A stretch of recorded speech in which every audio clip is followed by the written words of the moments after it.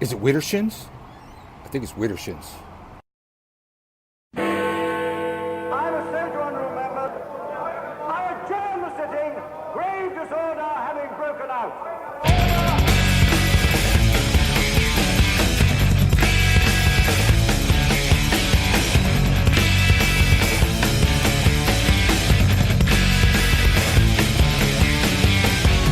Did you notice that just recently in London town the flags are waved?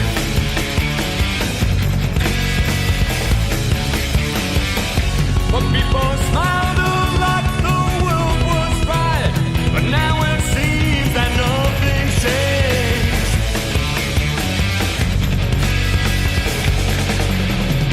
My ears are ringing with the promise that they'll right the wrongs, and that they're ever gonna give you democracy.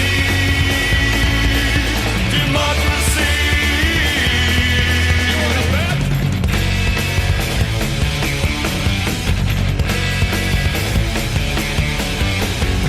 We've been down this path a million times, and yet there seems no hope for us.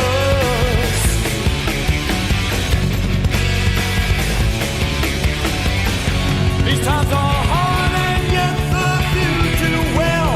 The rest can't wallow in the dust. In the dust. And if you're looking for the answers, you won't need a crystal ball. They're not taking any chances on democracy. Democracy.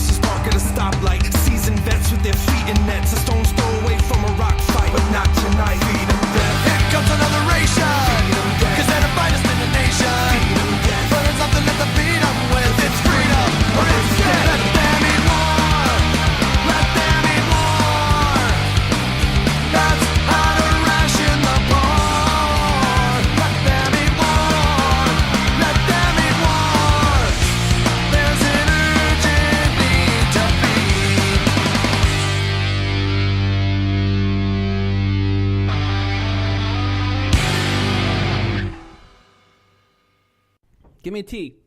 T. Give me an R. R. Give me an E. E. Give me an A. A. Give me an S. S. Give me an O. O. Give me an N. N. What's that spell? Treason. What's that spell? Treason. One more time. Treason. You're all going to get arrested.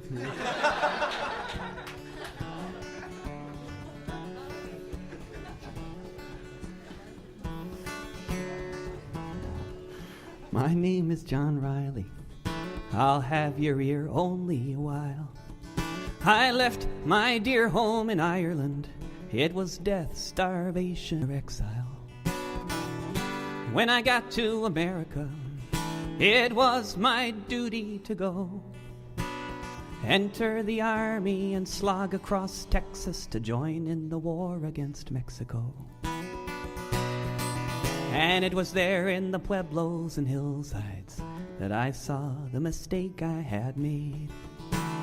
Part of a conquering army with the morals of a bayonet blade. And there amidst all these poor dying Catholics, screaming children, the burning stench of it all, myself and 200 Irishmen decided to rise to the call. From Dublin City to San Diego, we witnessed freedom denied. So we formed the St. Patrick Battalion and we fought on the Mexican side.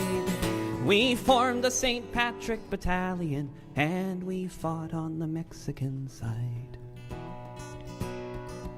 We marched neath the green flag of St. Patrick, emblazoned with Erin Golbra, bright with the harp and the shamrock, and Libertad para Mexicana.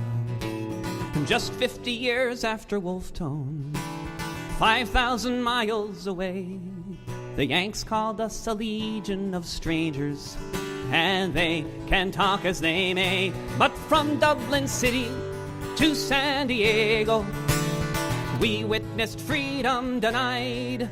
So we formed the St. Patrick Battalion and we fought on the Mexican side. We formed the St. Patrick Battalion and we fought on the Mexican side. We fought them in Matamoros, where their volunteers were raping the nuns. In Monterrey and Cerro Gordo, we fought on as Ireland's sons. We were the red-headed fighters for freedom amidst these brown-skinned women and men. Side by side we fought against tyranny, and I dare say we'd do it again. From Dublin City to San Diego, we witnessed freedom denied. So we formed the St. Patrick Battalion and we fought on the Mexican side. We formed the St. Patrick Battalion and we fought on the Mexican side.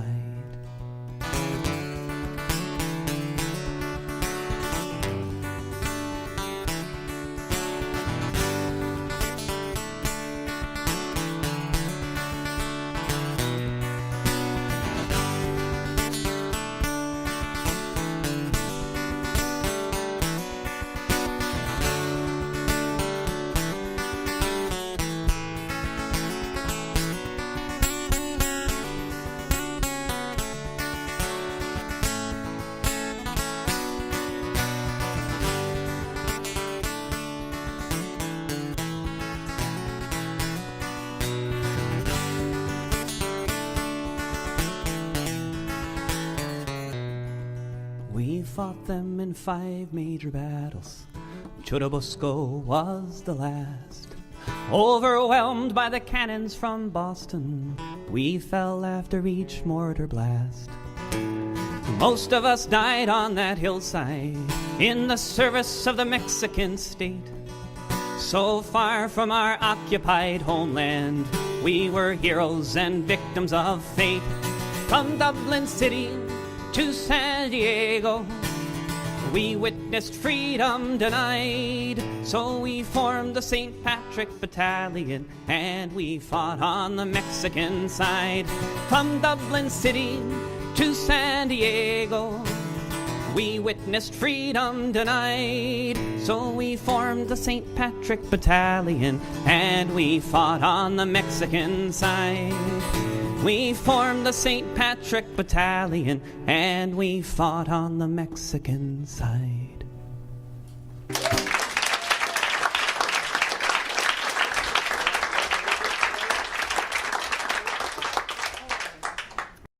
What's your plan for tomorrow? Are you a leader or will you follow? Are you a fighter or will you cower? It's our time to take back the power. What's your plan for tomorrow? Are you a leader or will you follow? Are you a fighter or will you cower? It's our time to take back the power. What you gonna do when they show up in black suits on your street in army boots? And then silence you. What you gonna say when they strip your rights away and the tax man makes you pay for every bit of sweat you've had today?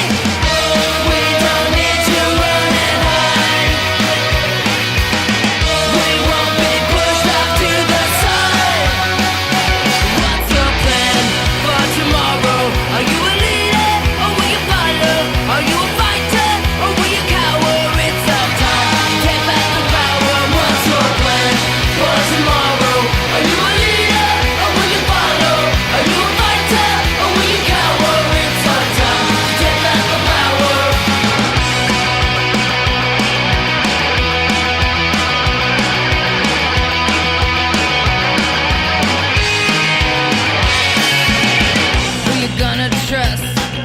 The judge is so unjust, and the jury must discuss.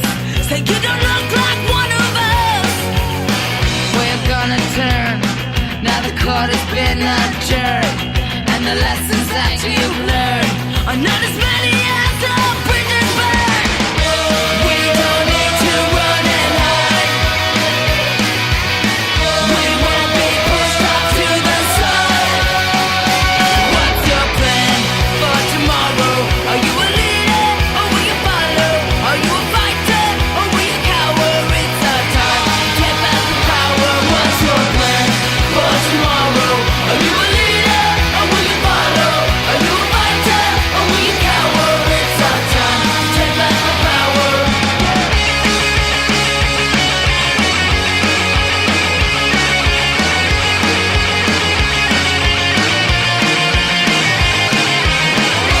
We don't need to run and hide.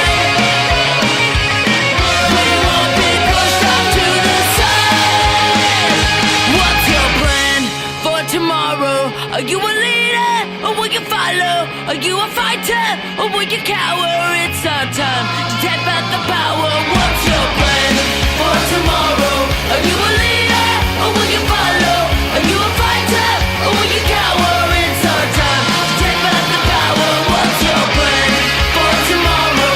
Are you a leader or will you follow? Are you a fighter or will you cower? It's our time to take back the power. Let's take back the power. Let's take back the power.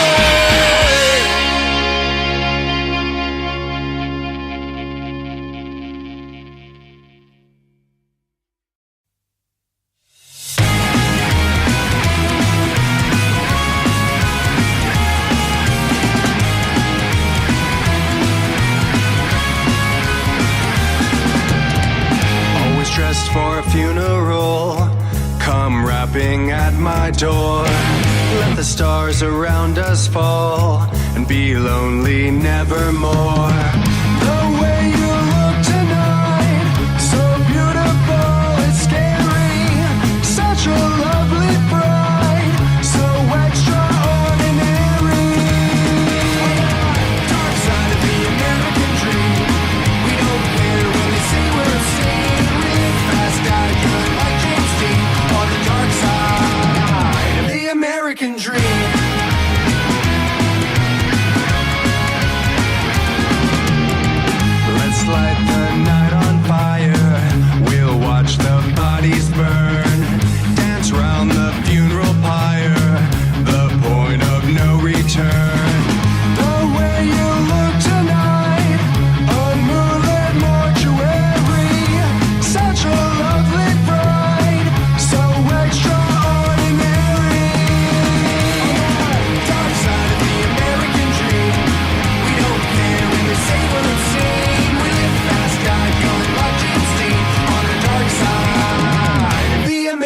dream. And now that we're outcast, there's no going back. White picket fences are all painted black. 2.5 kids and they will attack. We'll have a perfect family. Yeah!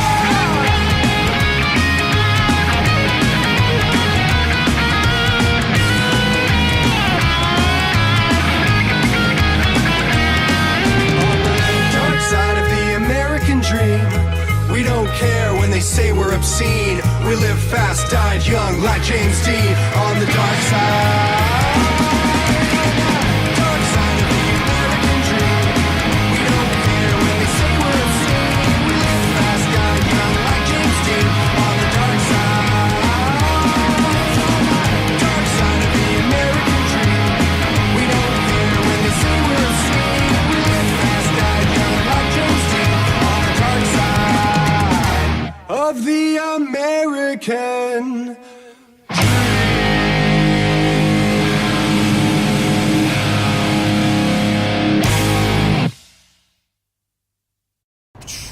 Stellar Corpses on Widdershins. Radio for your spiritual side. You gonna say Widdershins? Radio for your spiritual side. Twisted approach to the left-hand path.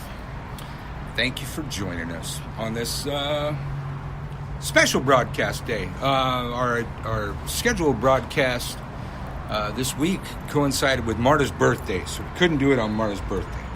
And then we have house guests. So most nights we've been doing stuff with the house guests.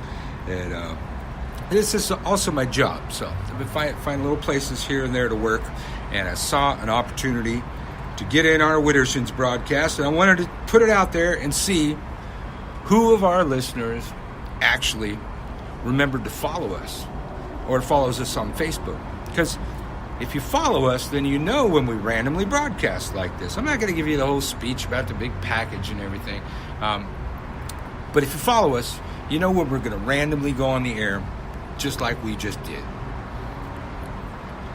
Let's see, we came on 4:20 today on a Thursday. I hope we're not on top of anybody else's broadcast, but I don't know any of my friends have a show this time of day.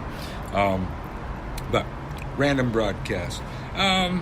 People have been after me to tell these stories for a while, and we kind of got a little window in between guests, so I'm not sure how many of these I'll get, but yeah, I am a storyteller, and I have some stories to tell.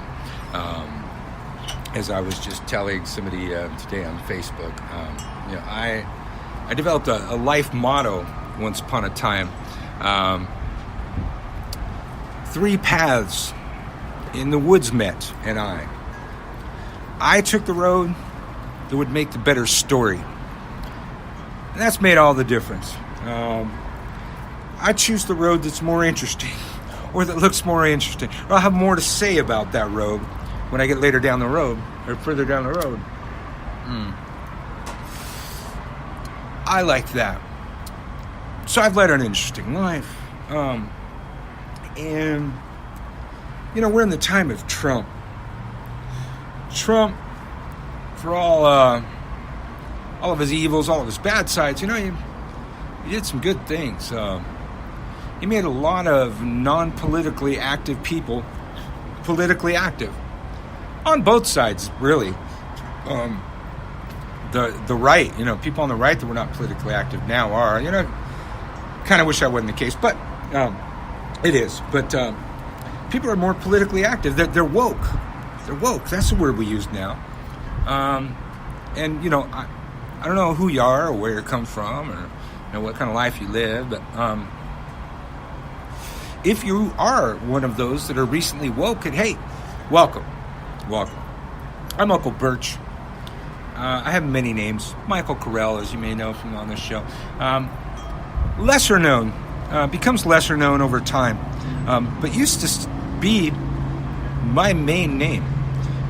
Phil Free was my name. Phil Free. My wife still sometimes calls me Phil. Most times she calls me Phil. She's mad at me or something. But still calls me Phil. That was the main name that everybody knew me by when she met me. It was my stage name in a way. It was my stage name. It was my radio name. It was the name for my revolutionary personality. And I've said this before, I lead a life of a controlled schizophrenia or a controlled bipolarism or multipolarism. I have several personalities, but they have names. And I call them by their names, and they come out, at the appropriate times. They don't just like jump into my body. So I have different parts of myself. I have different names for the different parts of myself. One of the few things all of those selves have in common is witchcraft.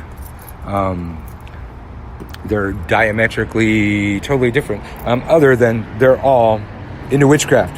That transcends all of my personalities. But this particular personality, Feel Free, was a pen name of mine.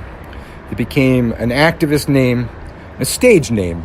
I actually went through at least the pre-trial stage. Never made it all the way through trial. The pre-trial stage is political activism based on some music that I wrote. In particular, the probably the most arrested one was a song of mine called "Have a Happy Fucking Day" that I would play live on the street, and people would sing along, and that's probably what really pissed off the cops. But I went to probably 4 pre-trials, arrested on that particular song. And one time they took me almost all the way. And, as I'm saying this, I wish I had done this show on the laptop where I have that song so I could play it for you. Poor planning on my part. Maybe next week I'll put it on there. But this particular song, I went on trial under the name Feel Free. Somehow they just didn't check my ID. For a lot of my activism in Santa Cruz, they just didn't check on my ID, and I went through under the name Feel Free and legal documentation and everything. They just called me Feel Free. Until one day I actually handed my ID to a cop, and he argued with me. He says, "Your name's not Mike, or your name's Phil." And I said, No, my mom did not name me Feel Free, officer. That's actually a singer from an anarchist punk band called Cruz. That was my inspiration for the name, and I absolutely admit it. I am not the same guy, but we have some similarities. Maybe anarchy for one. Any rate, this is not about the busking part of my career, but the busking part of my career, all of my activism kind of bled into each other for a long portion of my life. At least 10 years of my life, full-time activism was my life. I had several fronts that I fought on, several things that I did, and that took up all my time. And I made a very, very meager living. My only living pretty much was the busking, getting spare change on the streets for my rather unpopular opinions. But actually, in Santa Cruz, they were not that unpopular. At any rate, I've been woke for a while. But to lead into this, for those of you that don't know who you're dealing with here, in addition to being a lifelong witch, I had most of my lifelong anarchist. I am an anarchist. Have been an anarchist and continue to be an anarchist, and it doesn't mean what you think it means, so shut the fuck up. But I managed to, through my history in private and corporate security, land a job in law enforcement. Yes, I was a cop. I was a cop for 3 years. It was brief. I was an anarchist cop. I went in with pure intentions. I wanted to, save the weak and persecute the guilty and, help the victims. And, I was like, could have painted an S on my chest. I was in it for all of the right reasons, and I tried to maintain those right reasons. And I lasted about 3 years with those right reasons because in addition to all the good that I actually did in the job, I was eventually drummed out for breaking the code of silence, for turning my sergeant over for beating a Hispanic man in handcuffs with his baton. Physically stopping him from beating the man and then turning him in. And no charges being brought against that man who was my supervisor, who then still was my supervisor on the graveyard shift in the dregs of Long Beach, California. He was still my supervisor. So I didn't last very long after I broke the code of silence, but I did the right thing. And I'll say that through that whole job, I did the right thing through that whole job. Few that do that job could say that, but I'm not here to talk about that either. That's just the lead-in. Eventually, I go through a very bitter divorce. At the same time, I'm leaving my job. It's actually religiously motivated. I took on certain oaths within the tradition of witchcraft that I was in, and I had received my calling, and I resisted my calling. I argued with my gods, my goddess. I said, no, I can't really do that now. I'm married. My wife is a nurse. I just put her through nursing school. She said, oh, is that a problem? Well, here, let's fix that. She destroyed the marriage. I said, well, fuck, I got this career. And, I'm a law enforcement officer. I hope you're really good at that. And I said, oh, is that in your way, honey? Boom. Blew that up. I learned, as I've taught many over the years, do not make her say it a third time. And not just her, it's them, all of them. If you made an oath, do not make them repeat their request for you to fulfill the oath, and sure enough, don't make them repeat it thrice. I can't imagine what damage would have been done to me had I made her repeat it thrice. So it was time for me to abandon all of that. It was pretty easy to leave the job at that point because they were trying to kill me, but that's another story. I headed up to Santa Cruz. I didn't know where I was going. I headed north. I followed my heart. I headed north. I ended up in this crazy little hippie town called Santa Cruz. Shortly thereafter arriving in Santa Cruz, I got involved with Earth First because I was brought up to worship trees. And I got up to Santa Cruz and saw these redwood trees, most massive, impressive, incredible trees you'll ever see in your damn life. And then shortly after I was impressed by them, I found out about their plight and how they were being clear-cut, even in my very county. So I got involved with Earth First, and that was like my gateway drug. Earth First led me to the industrial workers of the world, which led me to Food Not Bombs, which led me to the Free Mumia Coalition. Somewhere in there, it also led me to Free Radio Santa Cruz. I was a very busy man in the revolution that a lot of you don't know happened. It was around 94, 95, 96, all the way up through 98. It was a really heyday, but the Summer of 11 Rage, which I Googled it. I still couldn't even find it. But see, that's how hard it is to find. If you were not an activist, you didn't know about it. And you may have saw shit on the news. You didn't fucking care. But I looked back and I said, you know what? What were we fighting there? We were fighting for the rights of the poor, the rights of the working class. We were fighting against racial injustice.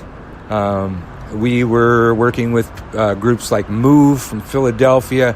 We're deep in the Free Mumia Abu Jamal Coalition. You gotta know about Mumia. Go look them up. Just type in Mumia and you'll find it out. It was, in the 90s, we thought we were going to be able to free him. Man spent most of his life in prison for political reasons. More than anything he ever did. He's a political prisoner of the United States government to this day. We did not free Mumia, but we tried. We tried really hard. And I look back at those things that we were fighting for back then, and it's the same shit we're fighting for now. It's just there's a lot more people that are woke and want to fight for that. Back in my day, I was a public spokesperson, a musician, radio host. We were preaching to the choir. We had these activist communities, and we eventually became a subculture. We were a subculture of activists. We had our own places to go, our own things to do, our own music, our own movies, and that's not a strategy for changing the world. That's a strategy for staying isolated. That's a strategy for getting nothing done.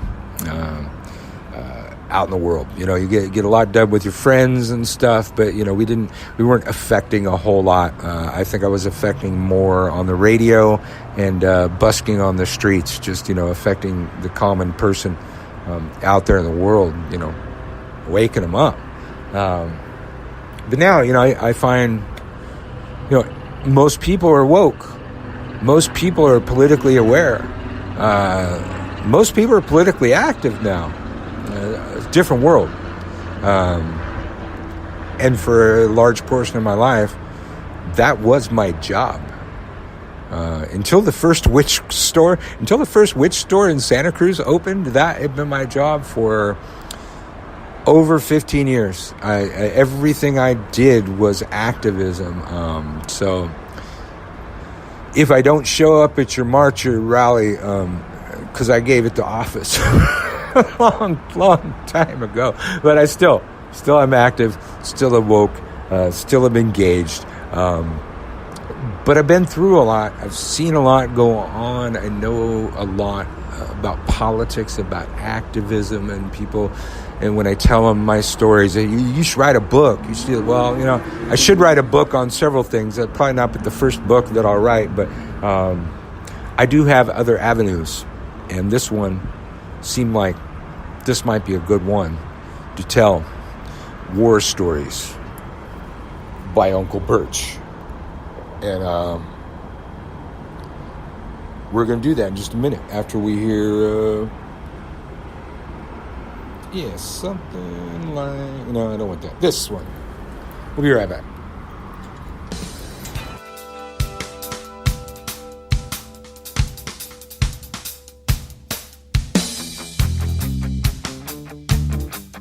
Father, can you hear me? How have I let you down? I curse the day that I was born, and all the sorrow in this world.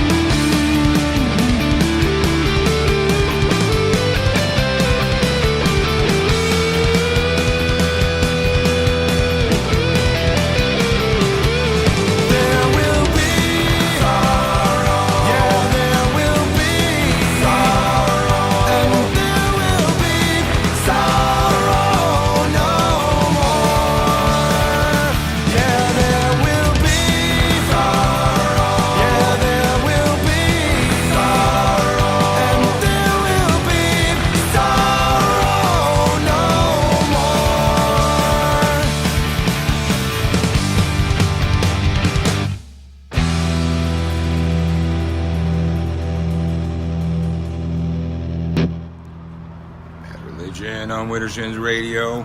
The preamble to the Constitution of the Industrial Workers of the World.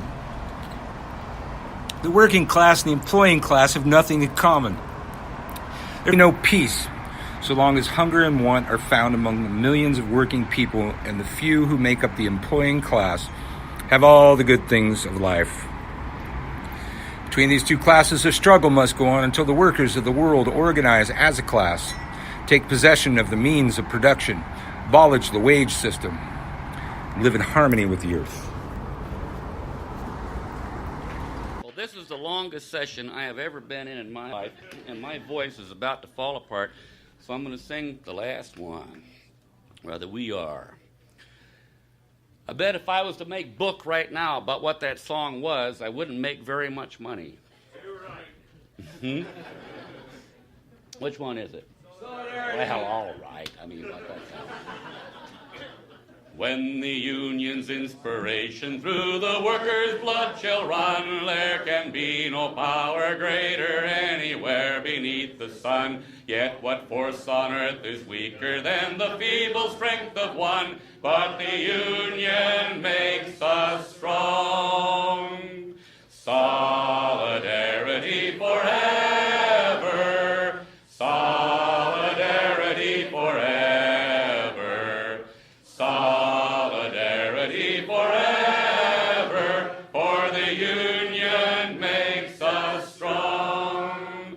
Is there aught we hold in common with the greedy parasite who would lash us into serfdom and would crush us with his might? Is there anything left to us but to organize and fight? For the union makes us strong.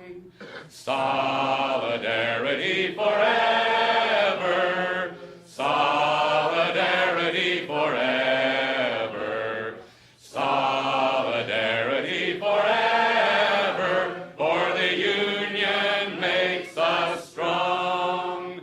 It is we who plowed the prairies, built the cities where they trade, dug the mines and built the workshops, endless miles of railroad laid. We stand outcast and starve amidst the wonders we have made, but the union makes us strong. Solidarity forever. Solidarity forever. Solidarity forever. For the union makes us strong. All the world that's owned by idle drones is ours and ours alone. We have laid the wide foundation, built it skyward stone by stone. It is ours not to slave in, but to master and to own, while the union makes us strong. Solidarity forever. Solidarity forever.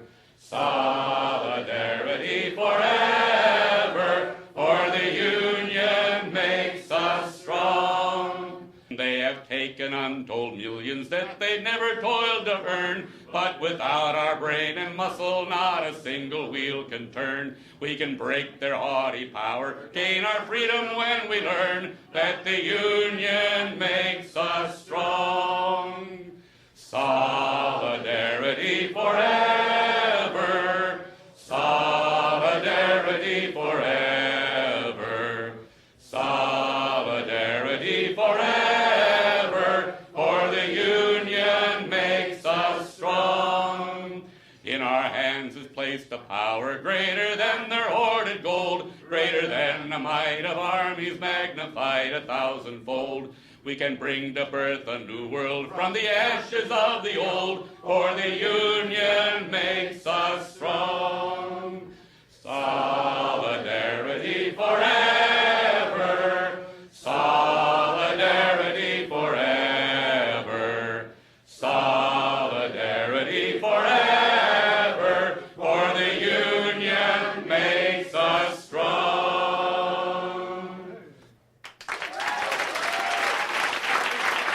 My friend, my good friend, the late Utah Phillips. I'll tell you stories about him when we get to the when we talk about the musical career of Phil Free, I guess, that's one of those songs, man. It just does something to me. And I didn't know why. For a long time in my life, so I spoke to my mom about it. I come from a union family. More specifically, I come from a family of union organizers. And some of my family are union organizers to this day. We don't cross picket lines. ever. You get disowned. Well, yeah, I've been the black sheep before, but I'd never been that black. So those kind of songs. Solidarity Forever. The old wobbly standard songs are the types of songs that my father used to sing to me in the crib, or actually play records of those songs to me in the crib. And sometimes, I like to think I fell far from the tree, but in some aspects of my life, I didn't fall that far. Definitely those aspects. He's very Catholic, and opposed to witchcraft, last I heard. So, in that aspect, that branch, yeah, far from the motherfucking tree. But politically, union-wise, yeah, there's one thing I get to say, is there's nobody in my fucking family that voted for Trump. And nobody in my family that's a Trump supporter. And I'll tell you that. Nobody I know. I may have some distant cousins or something. I don't know. But nobody that I know is a fucking Trump supporter. So I haven't had to disown any of them for that. I'm not sure if Marta can say that. She's not here right now. Somewhere in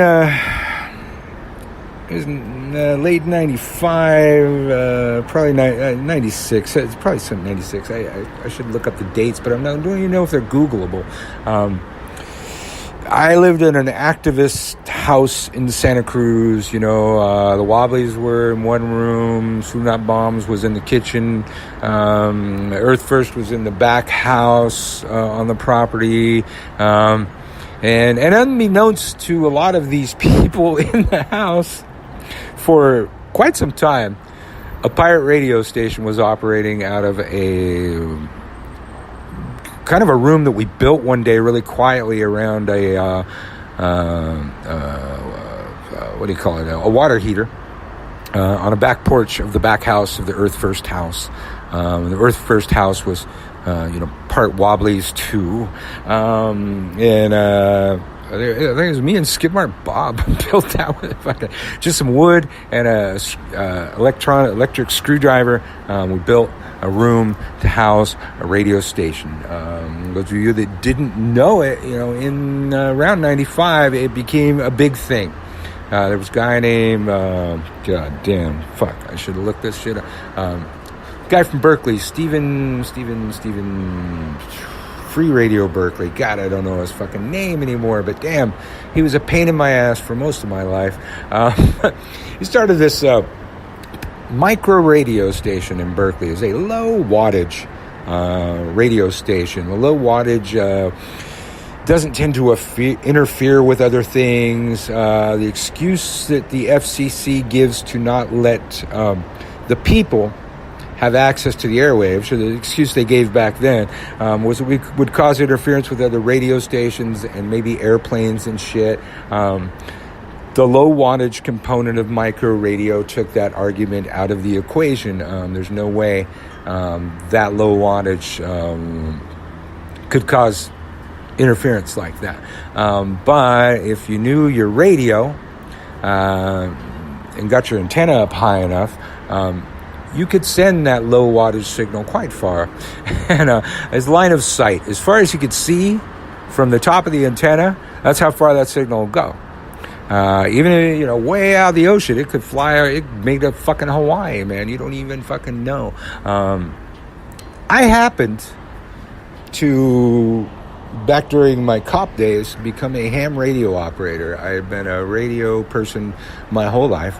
I become a ham radio operator, and part of the process of becoming a ham radio operator is you had to have certain technical skills to build a transmitter on the fly, disassemble one on the fly, depending on which grade of the ham radio you were. So this thing happened in Santa Cruz one day, and I went to a meeting. I was always going to random meetings for different groups, and this thing was about this radio station they wanted to start up. And I showed up this meeting, and most of the people there I knew. They're from different activist groups. We were all involved. It's a small town. If you were politically active, you wore several hats. That's why I was IWW, Food Not Bombs, Earth First, and Free Radio, and a busker. That's why it could be. That's why Revolution could be my full-time job, because there was so much job to fucking do.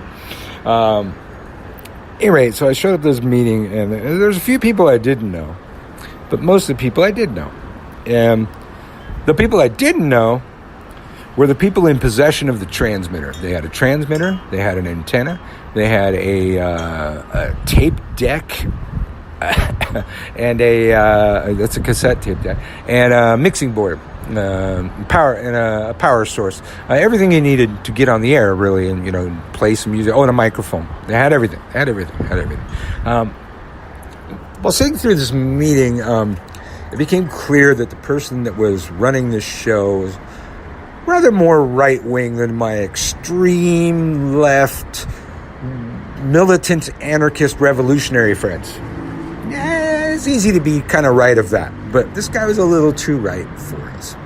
And already I had a problem with it. I'm just kind of sitting in this meeting, keeping a straight face, trying not to twitch when he'd say certain controlling things that would really set off an anarchist. And then came the final straw. If you wanted to be on this new radio station, I believe it was be called Radio Free Santa Cruz, you had to sign an agreement, a declaration of free speech that was extremely overreaching and very non-anarchistic. And I was chomping at the bit.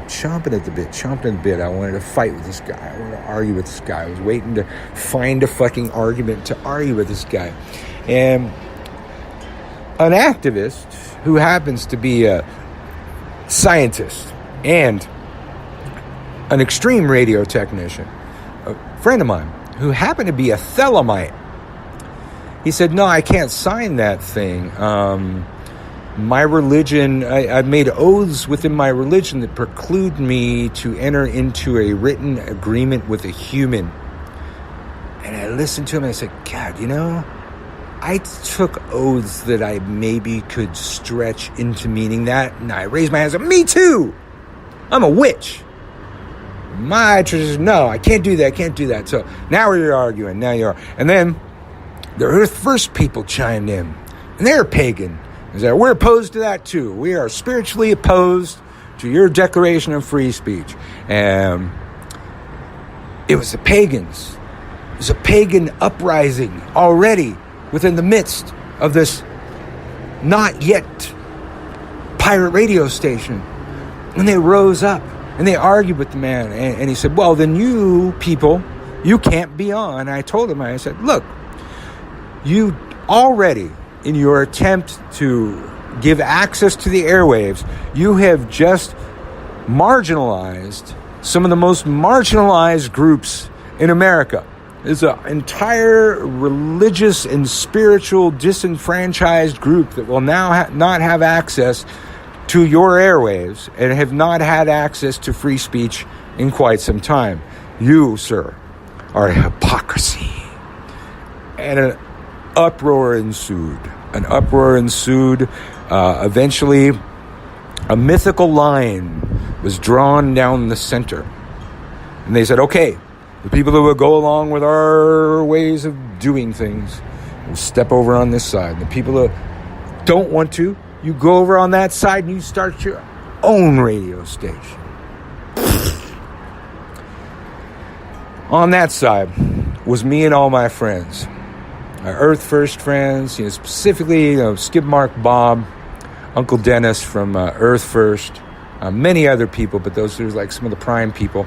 And anti-homeless activist that we all argued with a very lot back in Santa Cruz, but a guy named Robert Norse. We're on the side with no transmitter. within a couple days, we raised the money right away, and within a couple days, we had our transmitter, we had our antenna, and we had the only two people, being the Thelemite and myself, that could put it together. They, over there, had all their shit and nothing. They have a manual, they have a technician, they have nothing. The story continues for quite some time, and probably maybe 15 years later, the guy that was running the other side that had the transmitter, he tried to get on our radio station, the only radio station that had ever actually taken to the air in Santa Cruz out of that whole bagaggle. We didn't let him. So, much to the chagrin of some of my anarchist friends over the years, I had to remind them it was the pagans that made that happen. Now, some of the stuff that I brought to the airwaves right away, union stuff. I had piles of propaganda that happened to relate to the union that I had just joined, the Industrial Workers of the World. Somehow my father had sent me a lot of stuff that became really handy. And when we went on the air, Free Radio Santa Cruz, first night, I happened to have a cassette tape in my guitar case. It was called Rebel Voices. It had a lot of these songs from Utah Phillips that I'm playing here tonight on that tape. And so I had revolutionary music right away because there was no, it was like, oh, okay, you want to go on the air now, Phil? It's like, that's how much lead in, that's how much time I had before I got on the air, or preparation time. There was none. I just happened to have this tape and I popped it in. Now, in the 1900s, there was a Swedish immigrant who joined the Industrial Workers of the World, a man named Joseph Haglund, known historically and by his friends as Joe Hill. Joe Hill coins the term pie in the sky. You ever heard the ant song? The ant song. The ant that can't move a rubber tree plant? That could not happen without the line they borrowed from Joe Hill. When Joe Hill did it, it was rather political. The ant song, not so much. But the term pie in the sky is coined by Joe Hill back in the 1900s. Now, Joe Hill was a musician, and he played music for the Industrial Workers of the World. And my history is a little shady right now. I thought it was in Seattle during the free speech fight in Seattle. Actually, I'm thinking it was more Utah. But there was a time when, and I'll remind people this, the Salvation Army was hired by the working class in Utah to position themselves across the street from the striking unionists and play their big drums and tambourines and their music and try and drown out the chants of the unionists, singing church hymns and shit really loud with the big bass drum and shit and all the stuff that Salvation Army has. And this is why I hate the fucking Salvation Army to this day. They were bought by the working class in Utah. Wobblies all get arrested, as they do every day. And while in jail one night, Joe Hill remembers the songs that the Salvation Army was singing, the church hymns. And he starts rewriting those songs, rewriting the church hymns into protest songs. The art of rewriting church hymns into protest songs started by Joe Hill. Joe Hill is so up in our fucking history, and most of you never fucking heard of him. It's a travesty that we don't know more about Joe Hill, but that was because the employing class won, the working class lost, and the victor always gets to write the history. But there's people like me, and people like the people that taught me to remember our history, and remind you about it, and remind you that Joe Hill then wrote songs like this, probably the most famous of his rewrites of church hymns, Preacher and the Slave on Widdershins. Song for the free speech fight of 1910, and it was introduced on the streets of Spokane by A.Y.R. Mac McClintock. He was a branch secretary then. He wrote Big Rock Candy Mountain and Hallelujah I'm a Bum. He got together a little band, T-Bone Slim, a tuba, a garbage can lid. They stood in a doorway, waiting to leap out at the unemployed throng and regale them with song. They used a shill to build the crowd. You know, a carny shill, somebody uses tricks to build a crowd. I think his name was Tresca, but he wore a black suit, a black bowler hat, a string tie with an umbrella and a briefcase, looked like a banker. He'd walk down where they were hiding in the doorway, and suddenly he'd start to yell, "Help, help, help, I've been robbed, help, I've been robbed." Everybody'd run across the street. "What's the matter, what's the matter?" As soon as he got the crowd together, he'd yell, "I've been robbed by the capitalist system, fellow workers." He talked to them for 10 minutes, and then the boys would leap out and start singing, and this is what they were singing. The long-haired preachers come out every night. I try to tell you what's wrong and what's right, but when asked about something to eat, they will answer in voices so sweet. You will eat by and by, in that glorious land in the sky, way up high, work and pray, live on hay. You'll get by in the sky when you die. That's a lie. Oh, that's real nice. Let's take a minute and teach the folks that don't know this what this is. Now, this is done Baptist style. Are there any Baptists here? Oh, good. Answer back, you know, where I sing one thing and then you sing it back, and then we sing a line together. And the way up highs are yours, not mine. They're the prettiest part of the whole song. You will eat by and by, in that glorious land in the sky. Work and pray, live on hay. You'll get pie in the sky when you die. That's a lie. The long-haired preachers come out every night. I try to tell you what's wrong and what's right, but when asked about something to eat, they'll answer in voices so sweet. You will eat by and by, in that glorious land in the sky. Work and pray, live on hay. You'll get pie in the sky when you die. That's a lie. The Starvation Army they play, and they shout and they clap and they pray. When they've got all your coins on the drum, they will tell you when you're on the bum. You will eat by and by, in that glorious land in the sky. Work and pray, live on hay. You'll get pie in the sky when you die. That's a lie. Working folks of all countries unite. Side by side we for freedom shall fight. When this world and this wealth we have gained, at the rafters we'll sing this refrain. You will eat by and by, when you've learned how to cook and how to fry. Chop some wood, do you good, and you'll eat in that sweet by and by. That's no lie.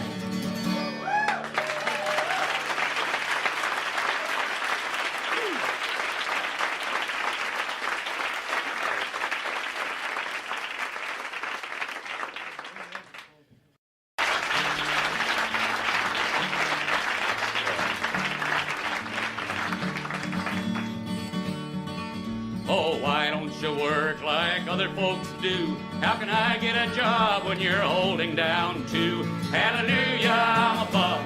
Hallelujah, bum again. Hallelujah, give us a handout to revive us again. Oh, I went to a house and I knocked on the door. The lady said, "Scram bum, you've been here before." Hallelujah, I'm a bum. Hallelujah, bum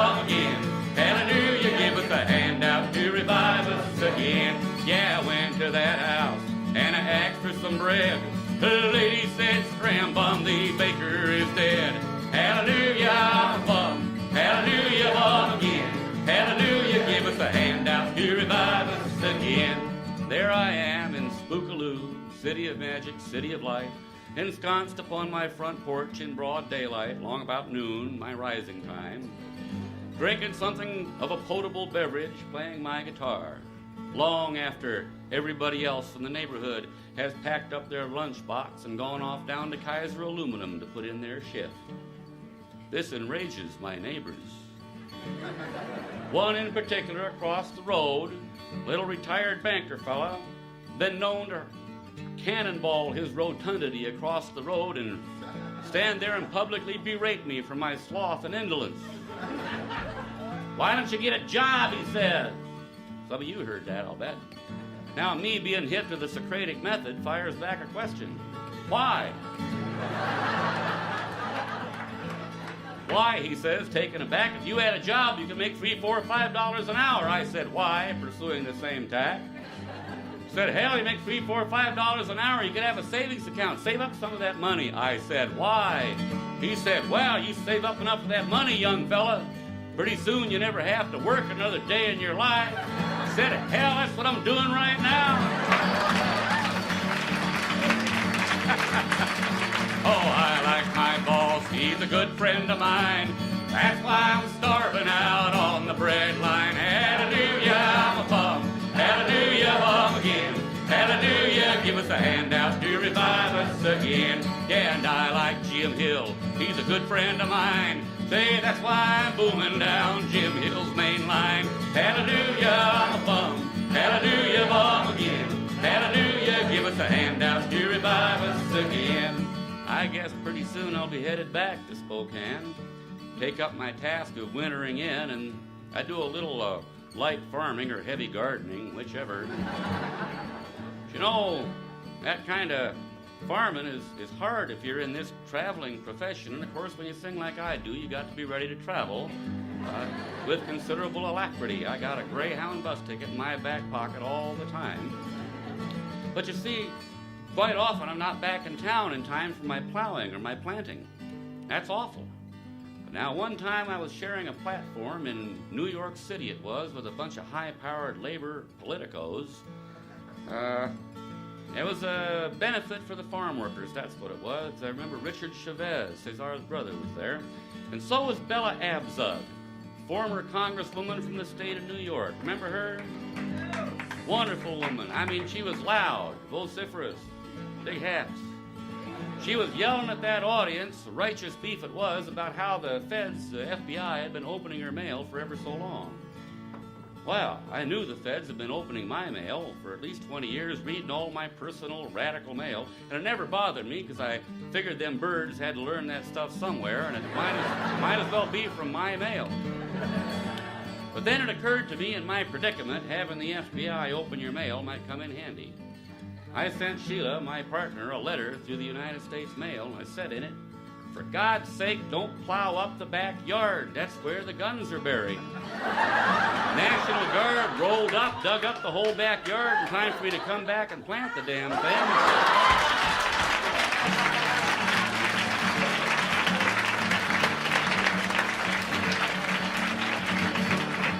Oh, I went to a bar and I asked for a drink.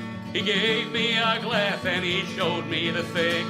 Hallelujah, I'm a bum. Hallelujah, bum again. Hallelujah, give us a handout to revive us again. Whenever I get all the money I earn, the boss will be broke and to work he must turn. Hallelujah, I'm a bum. Hallelujah, bum again. Hallelujah, give us a handout to revive us again. And why don't you save all the money you earn? If I didn't eat, I'd have money to burn.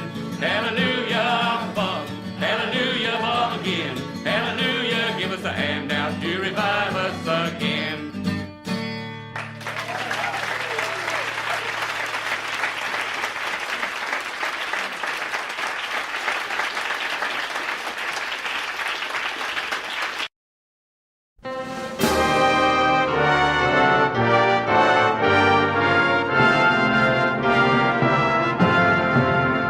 Stand oppression, for the tyrants fear your might. Don't cling so hard to your possessions, for you have nothing if you have no rights. Let racist ignorance be ended, for respect makes the empires fall. Freedom is merely privilege extended, unless enjoyed by one and all. So my brothers and sisters, for the struggle carries on. The international unites the world in song. So comrades, come rally, for this is the time and place. The international ideal unites the human race. Let no one build walls to divide us, walls of hatred nor walls of stone. Come greet the dawn and stand beside us. We'll live together or we'll die alone.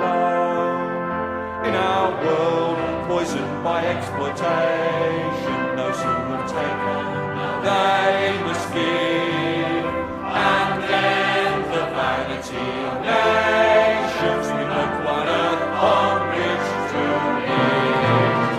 So my brothers and sisters, for the struggle carries on. The international unites the world in song. So comrades, come rally, for this is the time and place. The international ideal unites the human race. And so begins the final drama in the streets and in the fields. We stand unbound before their armor. We defy their guns and shields. When we fight, provoked by their aggression, let us be inspired by life and love. Although they offer us concessions, change will not come from above.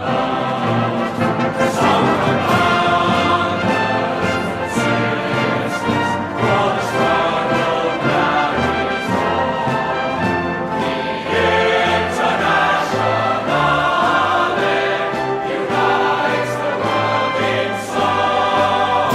So comrades, come rally, for this is the time and place. The international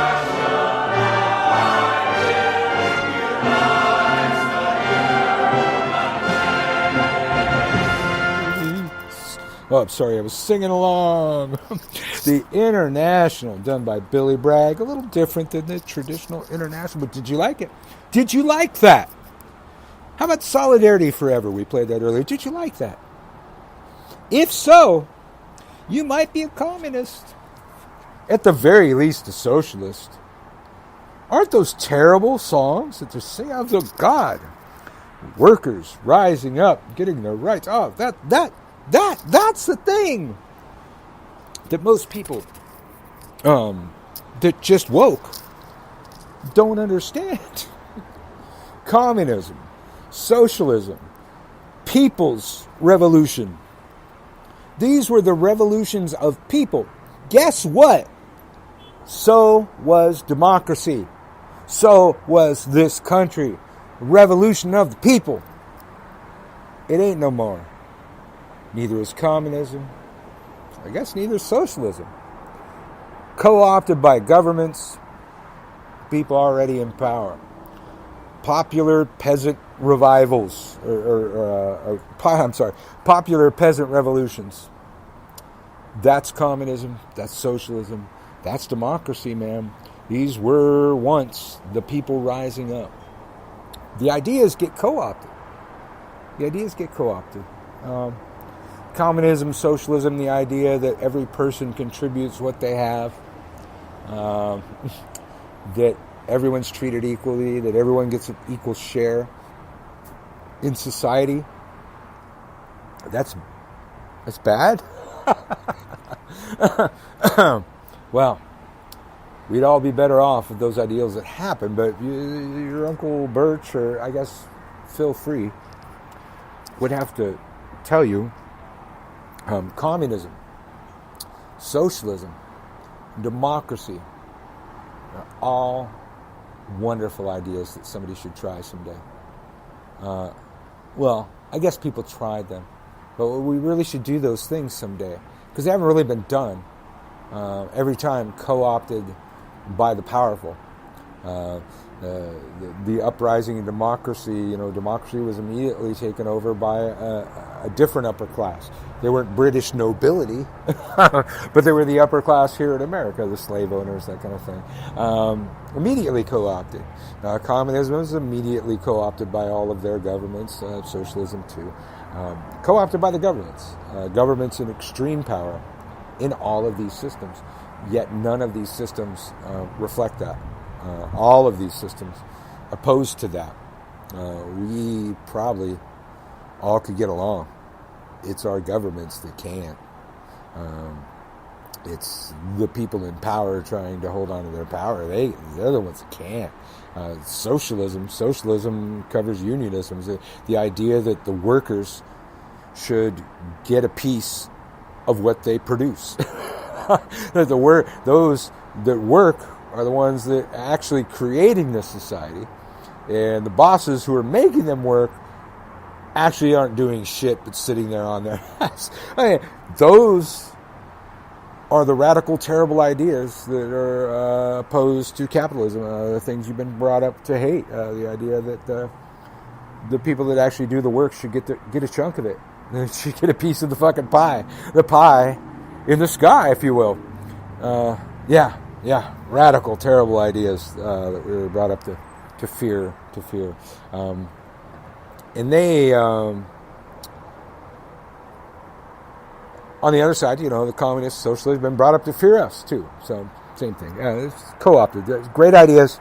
If we can ever have the people in charge of their own destiny, and maybe implement one of these systems, be a whole different world. But guess what, kids? You know what that's called? That's anarchy. I know you're all scared of that one, too. Total autonomy. Total autonomy, not being controlled by governments. Anarchist, being any person that doesn't need a cop to tell them what to do. See, me, I'm an anarchist. I don't fuck people over. I don't do bad things because it's not right to do those things. And I don't need somebody with a gun to come and point it to my head and force me not to do those bad things. That's fucking anarchism. That's anarchy. Self-regulation. Self-government. Not no government. The point is, I don't need an external authority figure to force me into the right direction.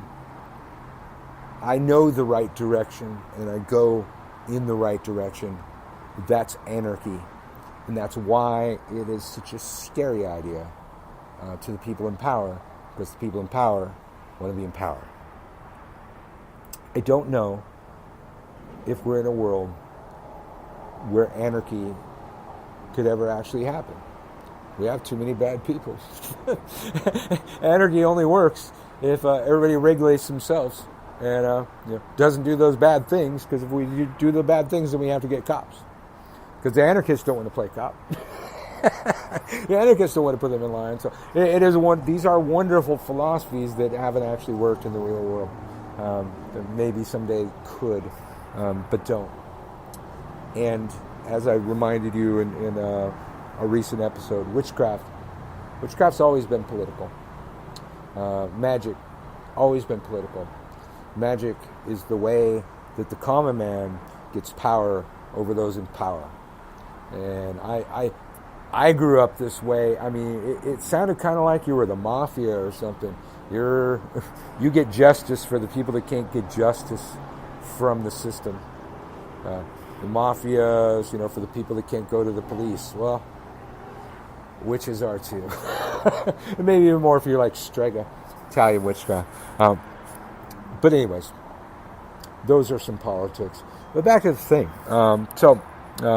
We started this thing. We started this radio station. I think it was, I believe it was somewhere near the spring equinox of 1996. Maybe people will have to correct me. The birth of Free Radio Santa Cruz. I had this philosophy that the freaks were cooler than the normal people. The freaks were always better than those who towed the line. And the freaks shall inherit the earth. I put this philosophy forward so much.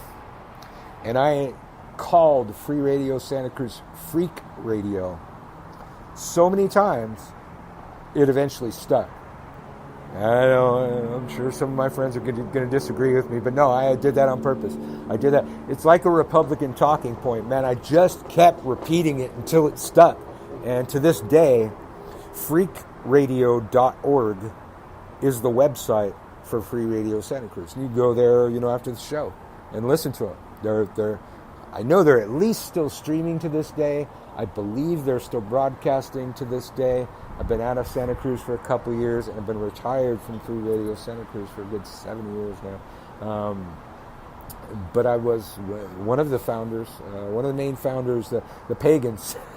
The pagans really were a catalyst in the founding of Free Radio Santa Cruz, even though it was, run by anarchists who don't believe in gods and stuff. We had a lot to do with it. So, anyway, it just so happened that I was a radio technician, and so was the Thelemite in the group, and I had been involved in ham radio for a very long time. We were it was like pre-geek. It was pre-computer geek. Eventually, we got into computers. We made all that stuff, all of our stuff work, be controlled by computers.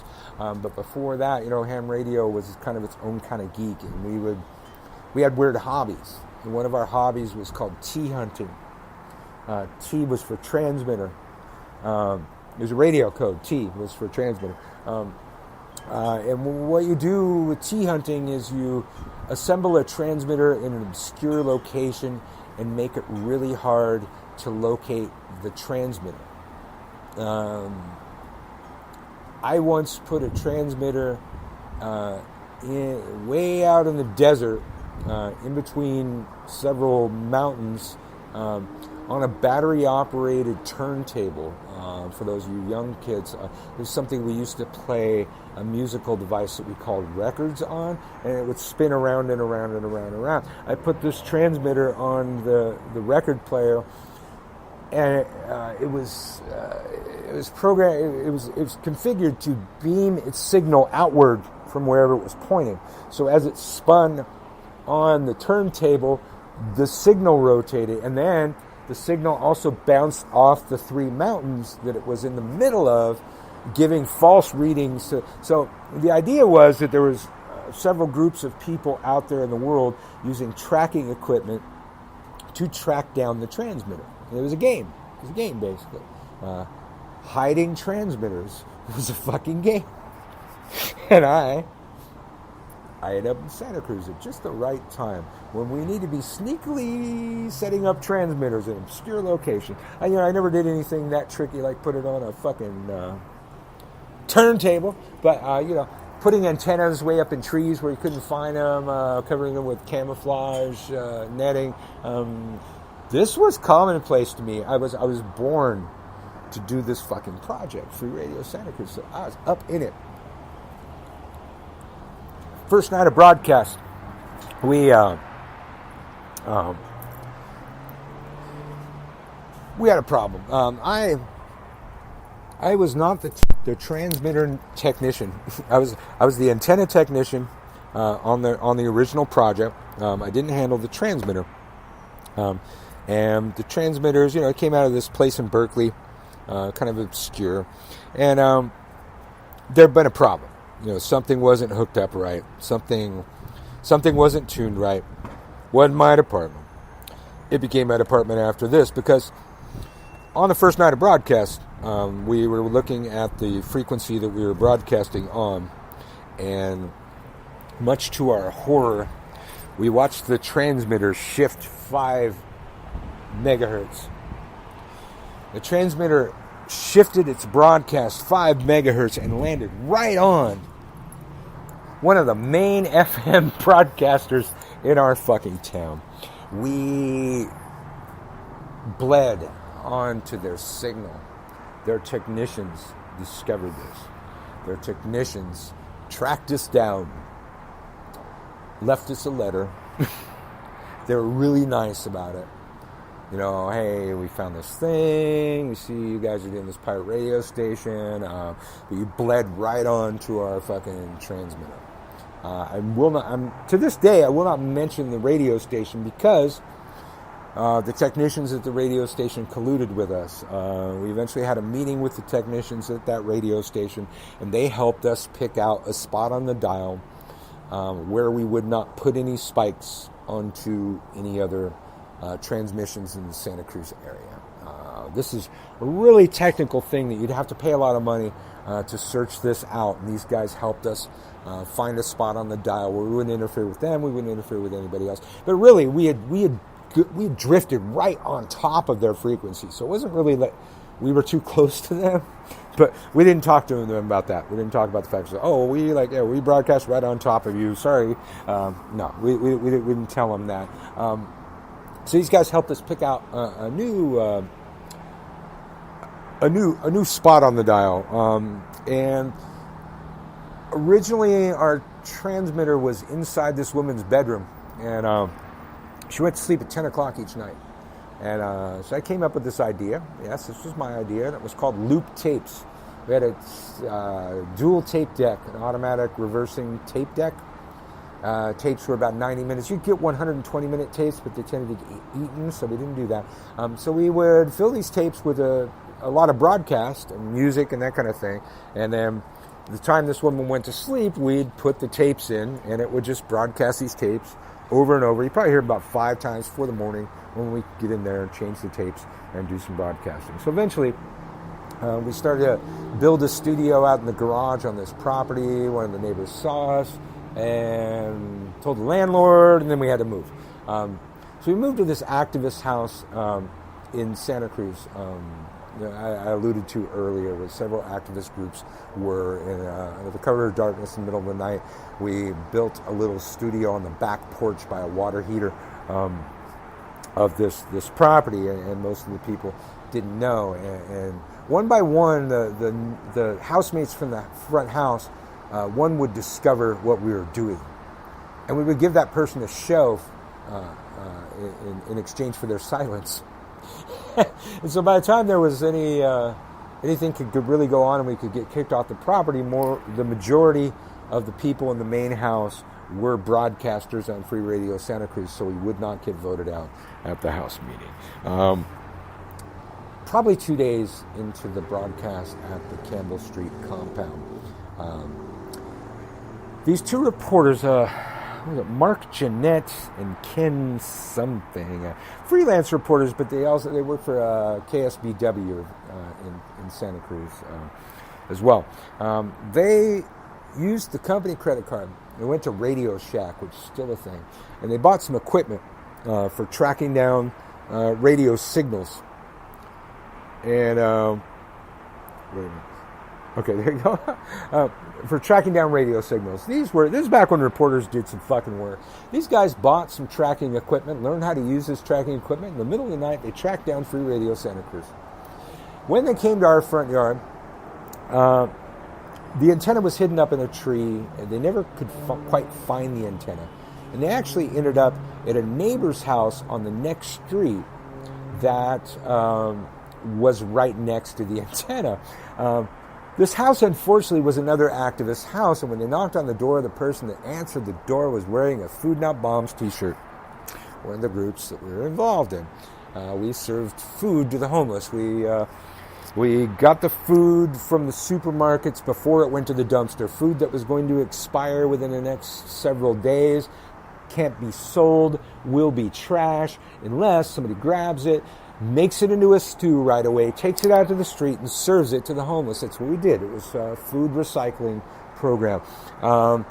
Food Not Bombs was alleged to be involved with the Communist Party. So, we get a call on the Free Radio Santa Cruz hotline. Now, I've been an activist in that town for quite a while, and I had a different approach than most of my friends. Collusion and good relations with the media will get our message across. But nobody wanted to talk to the media. Nobody was a good spokesperson. Nobody was a good public speaker. And I said, well, you know what? I am trained to talk to the media. I know exactly what to do to talk to the media. I will be the media fucking front for all these activist groups. And so I did that. And I had met these reporters a couple times. And we had exchanged information. I'd given them a certain amount of information.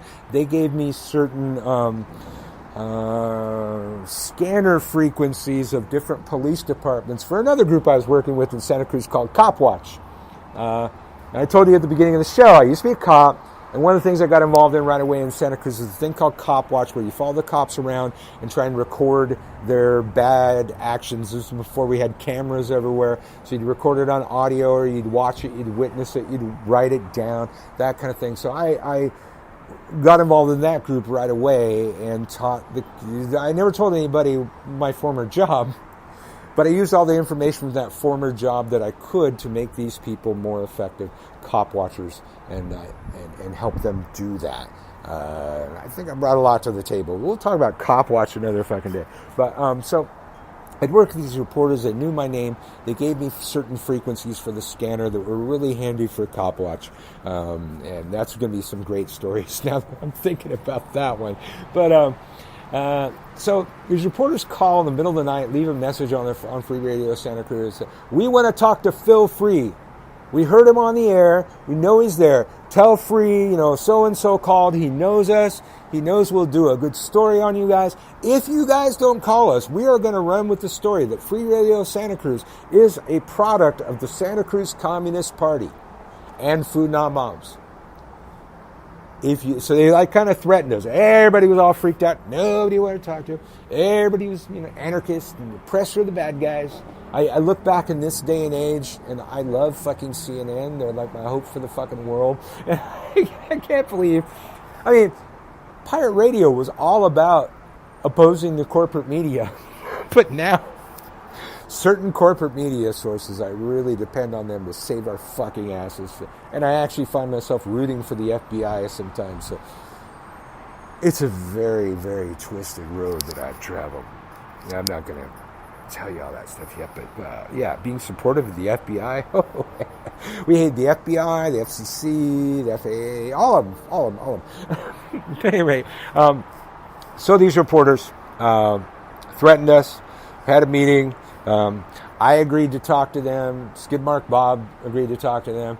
And a girlfriend of mine that actually was not a programmer at Free Radio Santa Cruz, but was a total fucking stagehound, she agreed to talk to them. So if you ever see me post that, or you search Free Radio Santa Cruz on YouTube, you can see the original news footage. You can see a young Uncle Birch.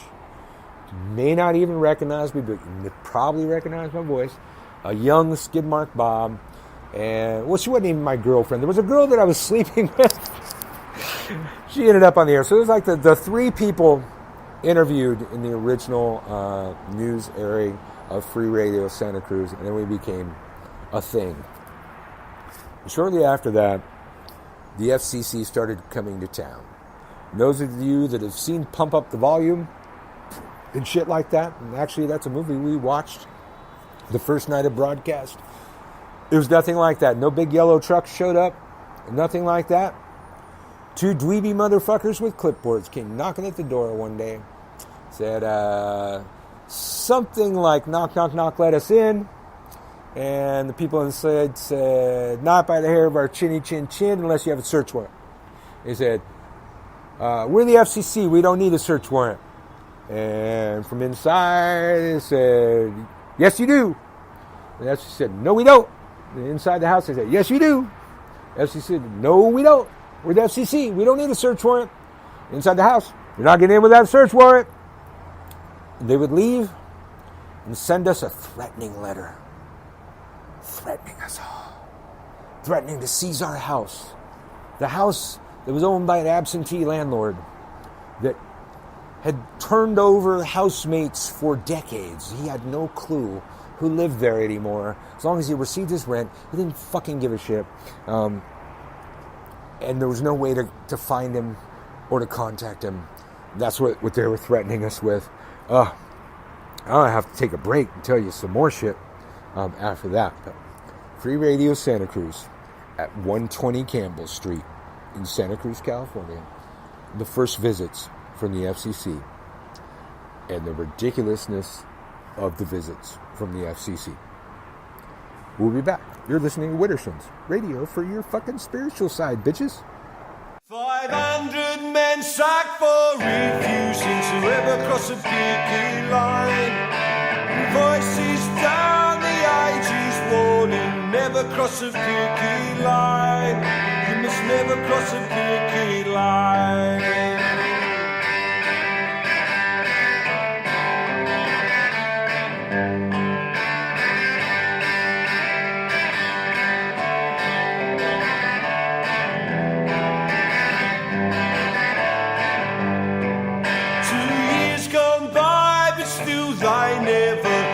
Cross a picket line. With their wives and children they stand together. Never cross a picket line. You must never cross a picket line. Look away, look away, look away out west to San Francisco. Look away, look away, look away down south to Sydney Harbour. Where the talkers have organised the world's longest picket line. Technically this is an illegal strike, never cross a picket line. But technically workers have no rights, never cross a picket line. You must never cross a picket line.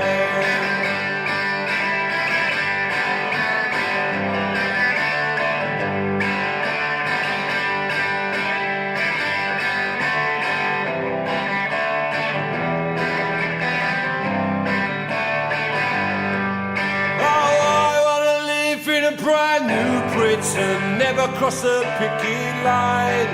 Where workers' rights are enshrined and written, never cross a picket line.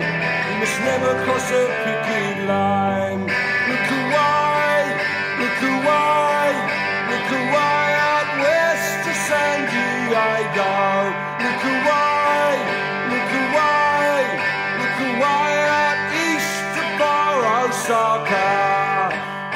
The truckers have organised the world's longest picket line.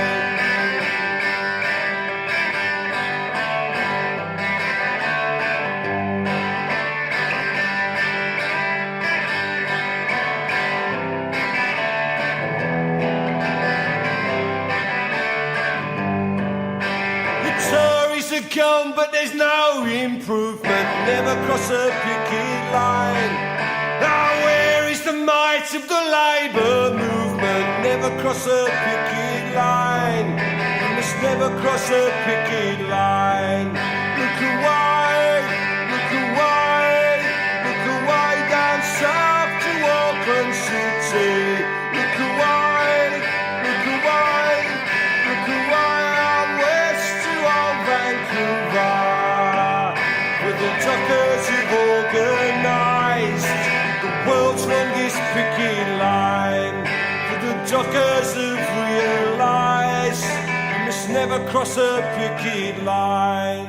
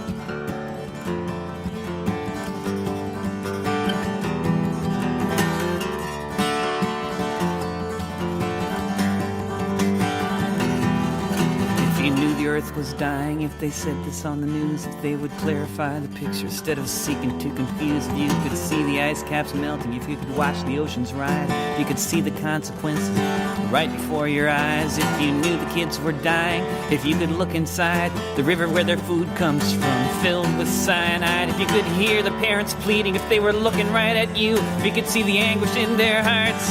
What if you knew?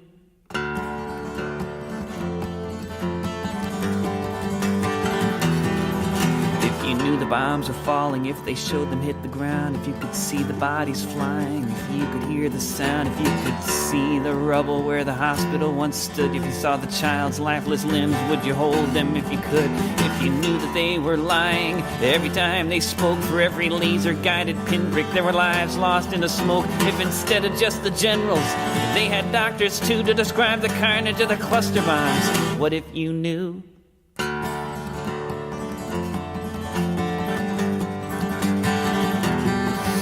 If you knew what they were saying when they think you cannot hear, if you understood what they do, if for you it was so clear, if you knew they shut down the factory in an economic ruse, if you could kiss the cheek of the child in the sweatshop that made your shoes. Every time we went to war to fight our evil foes, they told you we were really fighting for the good of CEOs. If you could feel the hunger of the many, see the riches of the few, if they told it like it is, what if you knew?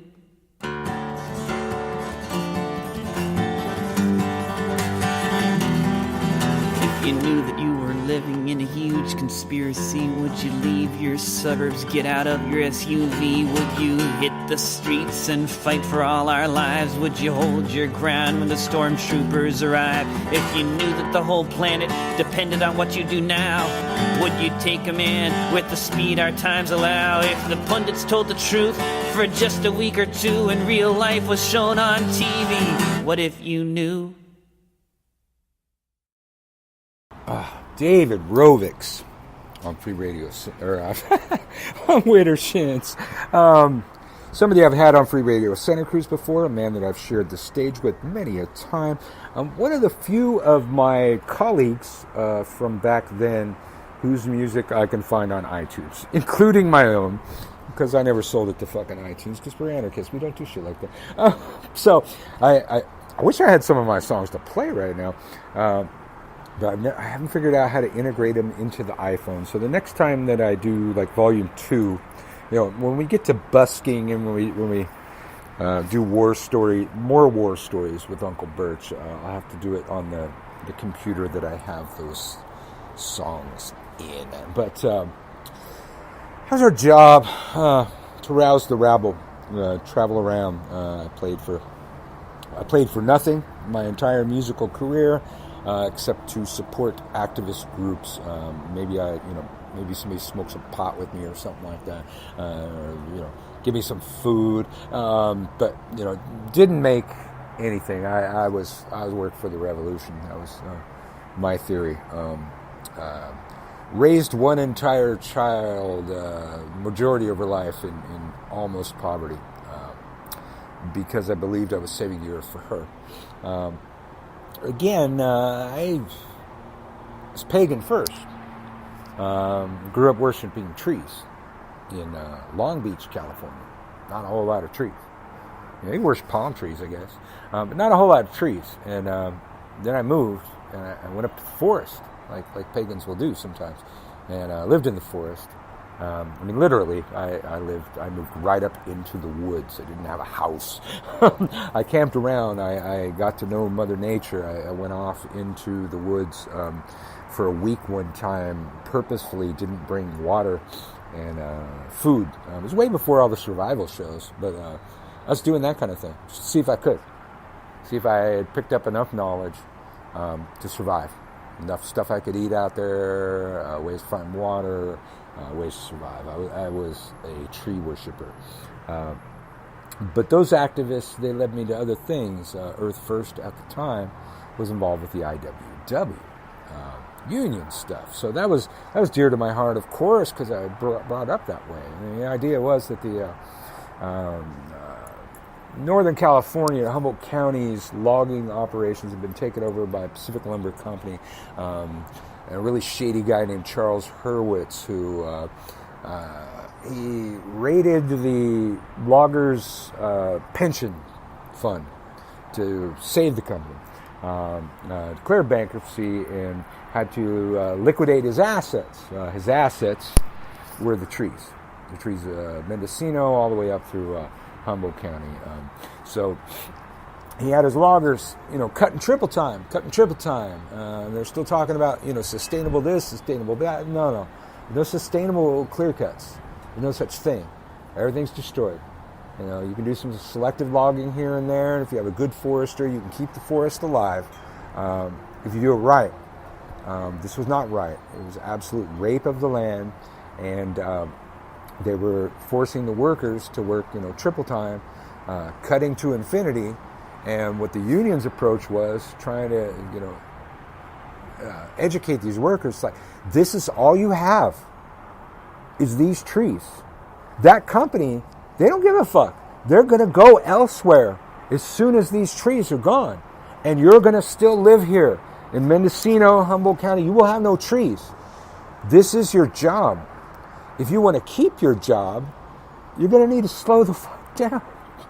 Don't let them have you cut down all the trees. And then, later in the game, Pacific Lumber Company started putting the trees on barges and shipping them to Mexico, because having a mill in Mexico was cheaper than having a mill in Scotia, California. So this, was prophecy at the time, but prophecy that absolutely came true. Those towns are devastated. I don't know what Mendocino's like now, but Mendocino was a ghost town for a number of years. All the shops closed down, all the houses were gone, because there were no trees. There were no more logging to be done. Probably the last fight in my fight with Earth First was to save Headwaters Forest, the last ancient old grove of redwood trees on the west coast. And there's a little bit left standing. We did not save it to an extent that I'm satisfied. And I'm sure Trump's probably sold it away. I haven't heard about Headwaters Forest in quite some time. But through the plight of the workers, I come for the trees. I speak for the trees. Then I come to learn about the workers. And that it taps into my unionist side as I've been brought up. That means I don't even understand a lot of that. A lot of that had been programmed into me in the fucking crib. They sang these same wobbly songs that I've been playing to you, like Solidarity Forever, to me in the crib. I was programmed to be this way. The Catholic, I guess they didn't sing me enough church hymns because the Catholic thing didn't fucking take. But the union thing, that took. And so starting to deal with the rights of the working class, being exploited by the employing class, that leads me to other exploited people, the homeless, the poor, and then racism. That naturally I get into social justice movements. Well, fuck, social justice movements are always about that kind of thing. So then we're fighting for racial justice, and we're trying to free this Mumia Abu Jamal guy. I met Ramona Africa from Move. You don't even know who that is, but you're going to go Google that now. Google Ramona Africa and Move. This is an activist group in Philadelphia that was such a threat to the police. They dropped a bomb from a helicopter on their house, burned down an entire neighborhood to get these people. I don't even remember the date of that, but you're going to go Google that. Move and Ramona Africa, or the Africa Movement and Move. And these people were pagan, I think. These people I met, they were like dirt nature worshiper people. They happen to be black, and they have to be fighting for the rights of people with dark skin. But the pagan thing, I just had a real connection with them. Their connection to the earth, but the Africa movement. I haven't thought about them for a while. Mumia is still rotting away to this day. One of the last victims that we know of of the COINTELPRO program. And I know many of my listeners have told me that they know about COINTELPRO because they heard about it on this show. Good. I hope more people go and do that. I'm not going to explain it to you. You just go and look it up. Sounds just like it looks. COINTELPRO. Type it in. You'll see the dirty shit that's been happening. And COINTELPRO was almost specifically invented to fight the Black Power movements of the 60s and 70s. COINTELPRO was absolutely a racial fucking thing. And it became used against all kinds of activist groups later. But they honed their skills, I guess, on the dark-skinned people. Oh, God. COINTELPRO.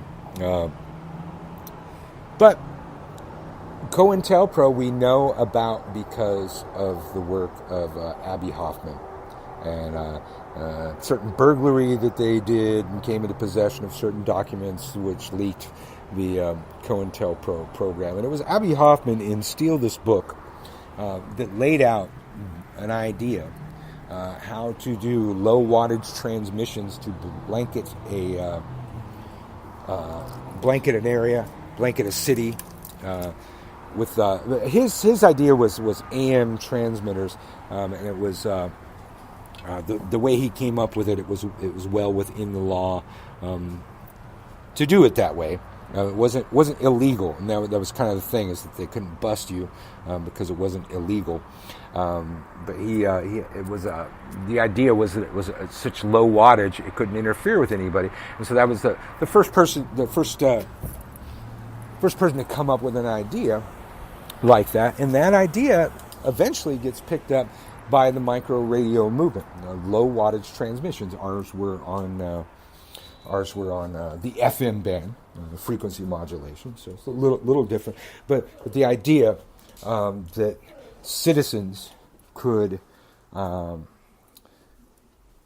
use their airwaves that they pay for, that they control, that citizens can have access to the airwaves and speak their views, and that not just rich corporations should have access to those views. And that was the entire micro radio movement. And it becomes big. These things are popping up all over the place. At some point in the movement, Free Radio Berkeley gets forced off the air for a long period of time, and they were the flagship, the first people to do this kind of thing. In the time that they were off the air long enough for Free Radio Santa Cruz to move up into the position of the longest constantly running pirate radio station in the country, and the longest running pirate radio station in the country. Even though Free Radio Berkeley had started before us, they stopped for such a long period of time to try and make a deal with the FCC that we eventually take the reins. That's after years. So the FCC comes around every couple months. They send letters. They try and contact the landlord, try and threaten us. So we get kind of paranoid. We start getting kind of cautious. I always remember this time. My window, my room at the house had a window facing the street, and under my window was a little piece of roof, covering the downstairs. There's a little piece of roof under my window, so I could step out my window, and be on the roof, and survey the entire neighborhood. And I often did that.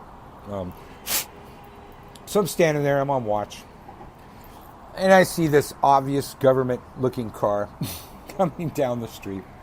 And we have these walkie-talkies. I got the walkie-talkies, taught people how to use them. We were using these walkie-talkies for cop watch and several other things. So, I get on the walkie-talkie. Alert, alert. I think we have the FCC. The FCC coming down the street. They're rolling by. They're looking at me. We have hanging on the front of the house a pirate flag, a Jolly Roger. I got a picture of the FCC's car rolling under the Jolly Roger. Incredible picture. But just then, as they passed by, flying out of our driveway, my friend, my guitarist for my band, Skid Mark Bob, comes flying out of the driveway on a bike. I kind of thought it was a trike, but I'm not sure over these years. I kind of thought it was a giant trike. But he's on a bike, chasing the FCC car down the block. And they get to this intersection where they have to stop. And my crazy friend, Skid Mark Bob, is circling the FCC car, snapping pictures. And we had this picture of this FCC agent, scared shitless, eyes bugged out, going, who's that guy? The best fucking picture I ever seen in my life. Somewhere, maybe they have that on the freakradio.org website. I don't know, but great pictures. But I retain the imagery in my mind, at least. So we broadcast for just years. We moved several places in town. The FCC tries to come. The FCC tries to come. The FCC tries to come. They get nothing. Late, I don't even remember the dates anymore. I'll have to look this shit up. But late in the game, something happens. There's a plumbing problem or something at the 120 Campbell Street house. The city becomes aware of it. The city comes and red tags the house, condemns the house. That house, everybody in that house, had been a plague to the powers that be in that city. You know, the activism that came out of that house. They were just looking for a way to do away with 120 Campbell Street. At that time, we had some people on the air that had come from Michigan in a van with, it was painted camouflage and had a giant red hammer and sickle, you know, like the Russian flag. They were communists, proper communists. They had come to California to start the revolution. Young kids, idealistic. God, I fucking love that shit. They were working, before they came to us, they were working in San Francisco with the Department of Corrections. That's not the group that you're thinking of. Department of Corrections was a kind of a graffiti artist group in a way. They would climb billboards and change words to reflect what the billboards really meant. I have no examples, but you know, they were the people that used to do that back in the 90s, go and fuck with the billboards in San Francisco and, you know, put political statements on them and that kind of thing. Like, you know, they changed the Nike sign to, you know, anarchy, just do it, that kind of thing. So these kids were there, and they had in their van a bag of spray paint cans, all different colors. They broke out the spray paint cans right when the city came and condemned the house. Everybody in that house climbed upon that house and sprayed graffiti all over it. Now, Santa Cruz has these graffiti abatement laws. If you have graffiti on your property and the city finds it, you are fined every day that graffiti exists. It's your job to deal with that. So the landlord eventually has to come to Santa Cruz because, well, first the house has been condemned, but also he's about to get fined a whole lot because there's graffiti all over the fucking house. One of the anti-cop groups, I recall, painted on the side of the house, "Shoot cops in the face," which is actually the name of a punk band that was in Santa Cruz at the time. But said that on the side of our fucking house. Political statements all over the house. I will admit, starting this, I had some red paint and a brush, and I painted on the front of the house, "Rent is theft." And the Department of Corrections guys saw me up there painting, and they grabbed the spray paint cans, they brought them in the house, and that's how it took off. So I have a long history of fucking just starting shit. It cascades into fucking huge shit because that became huge, and that made the city move quicker to get us out of the house so they could condemn the house. And the city came out and they threatened us many times.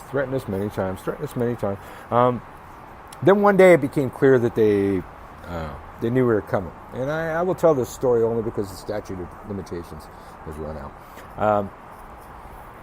I grabbed the huge bottle of soap that we had under the sink, dish soap, started pouring it all over the fucking front steps as my housemates are barricading the doors and the windows. This inspires several other people to construct several booby traps for the police that will arrive one of these days. Once they get through the barricade, the first barricade, they would be confronted by several booby traps. Okay, so it's late the night before we know they're going to come. And you recall, right, that I'm a witch. So I break out my tarot cards. The Rider-Waite it was then. And pull a card from the deck, and it's the Tower. The card you don't want to see.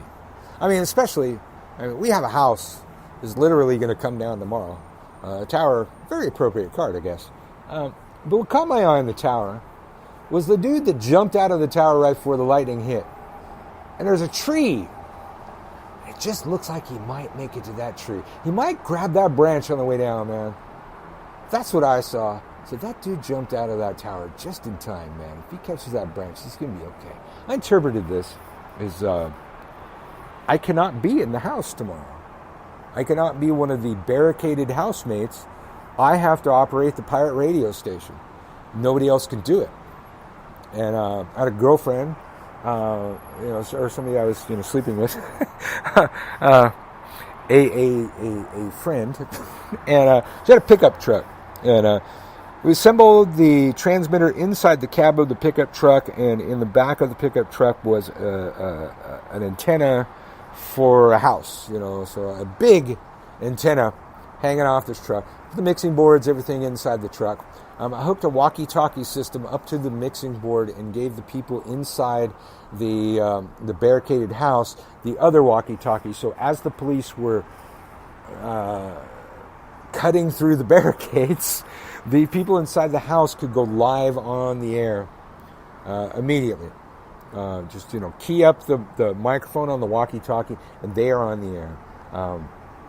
I just don't know if any recordings. I know there's some video over the years I've seen floating around. I don't know how to find it on YouTube, but it probably exists. But the audio of that broadcast just must have been epic. Unfortunately, I didn't have time to set up a fucking recording of the fucking broadcast. But so I'm outside. The house is, I'm right across the street. The house is right there where all my friends are having a standoff with the police, and I'm broadcasting the entire thing fucking live. Most of the town shows up. There's almost a riot in the middle of the street. At one point, when they finally arrested people inside the house and had them in the paddy wagon, the crowd almost flipped the paddy wagon, but then they realized, hey, wait, they're chained to the side of the paddy wagon. We're gonna break their arms. Let's not flip the paddy wagon. But that's later down the fucking thing. So cops show up. They're breaking down the doors. There was a housemate who wasn't an activist. There's one housemate in the entire house that wasn't an activist, and he moved out before everything happened because he didn't want to be involved in this kind of thing. And this guy was a serious stoner.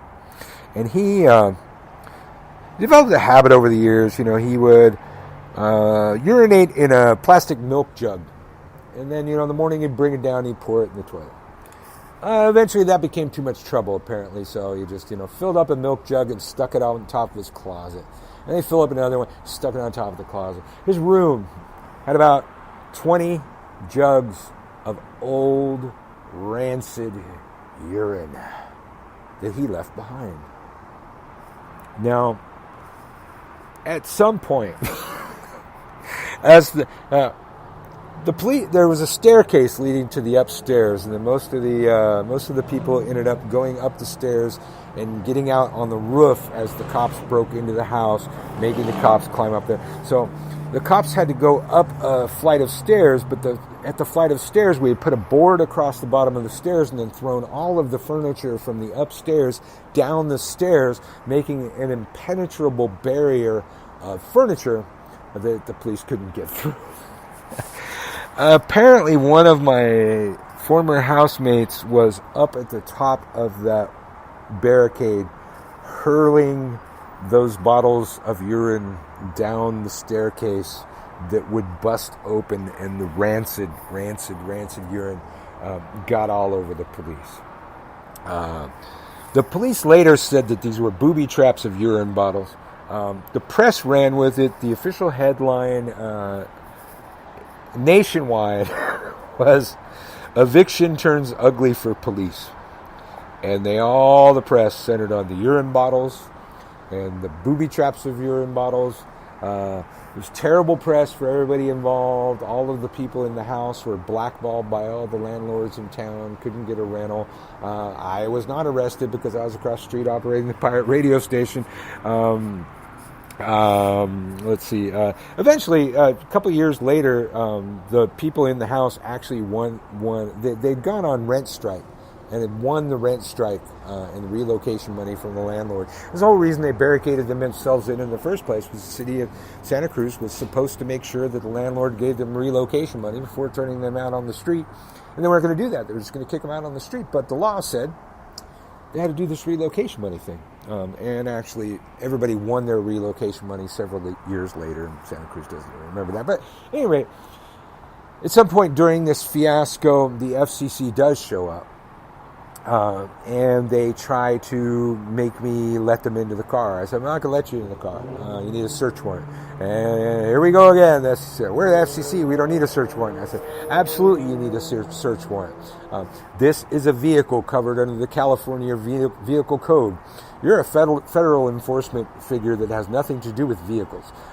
Your powers reside around residences and things like that. You can get into those kind of things, but vehicles, you're in an entirely different realm of law, and I happen to know that realm of law, and you cannot have access to this vehicle. You cannot compel me to give you access to this vehicle. The transmitter was not in plain sight, so they couldn't see it. It was down on the floorboard of the pickup truck, hidden by a Santa Cruz hoodie. So they did not have the plain sight excuse, and I knew my fucking law because I'd been a cop before. They could not get the transmission. Eventually the FCC, the end of the day comes like 5 o'clock comes, I'm just fucking standing there staring down the FCC, and they, they're fucking federal employees. They decided to go home for the day. I said, all right, now I'm going to get in the truck and drive away. And that became the time that Free Radio Santa Cruz became a mobile broadcast system for several weeks before we got another house where we could have Free Radio Santa Cruz. Oh my God. All right, I'm probably going to go, oh God, not too much longer. Maybe 15, 20 minutes longer. I don't know. I don't know what more I have to say on that particular story. I have a lot more. There'll be a lot more volumes in these particular stories, because apparently, now the stories are important. Now there's people out there that can understand. Now the majority of the world is woke. Now I don't think I'm preaching to the choir anymore. I hope not. You listen to Widdershins.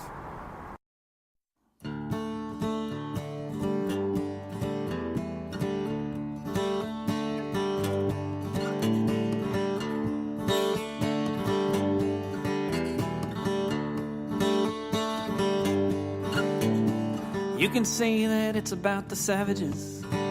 You can say you have a better way to live.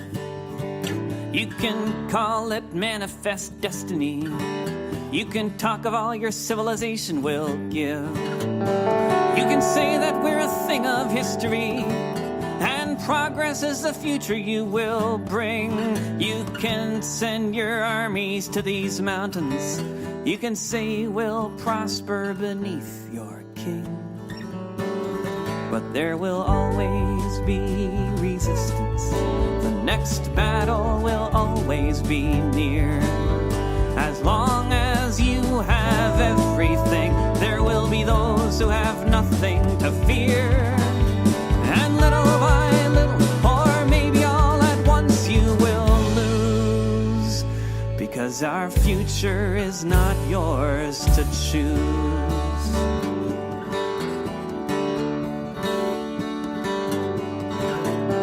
You can say you've got to stop the communists. You can say that our ideals can't succeed. You can say that competition is the only way, and a global system based on greed. You can call yourself a Democrat. You can call yourself whatever you will. You can keep on stamping out the fires you start, so you might stay on top of the hill. But there will always be resistance. The next battle will always be near. As long as you have everything, there will be those who have nothing to fear. And little by little, or maybe all at once, you will lose, because our future is not yours to choose.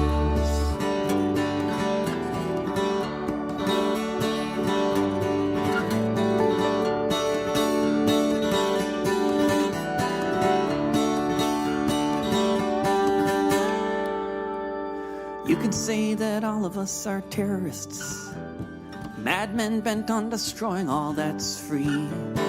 You can say that we are building weapons as your bombers fly from sea to bloody sea. You can say you're with us or against us, and to die quietly is what we now must do. You can maintain your innocence. You can say that you are many as you represent the few. There will always be resistance. The next battle will always be near. As long as you have everything, there will be those who have nothing to fear. And little by little, or maybe all at once, you will lose, because our future is not yours to choose.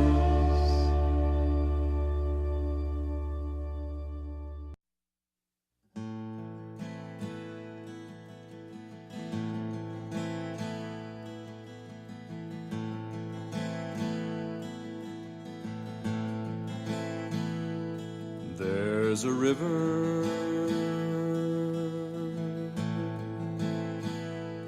flowing near me, and I've watched that river change and grow.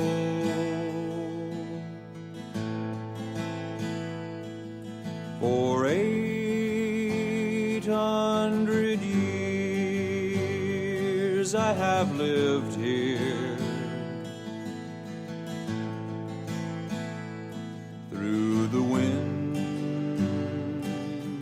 the fire, and the snow. I see salmon return every summer, and I watch young owls learn to fly. I have felt the claws of the grizzly, and I have heard the lone wolf's cry. I have seen great glaciers melting,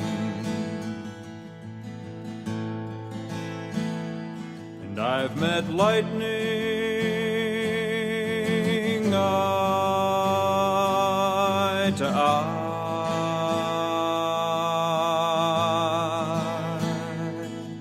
but now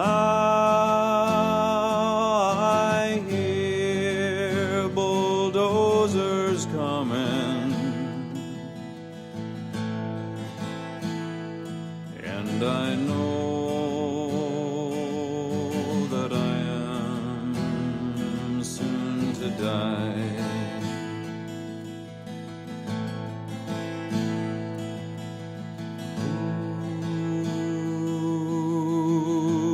Who will house the owl?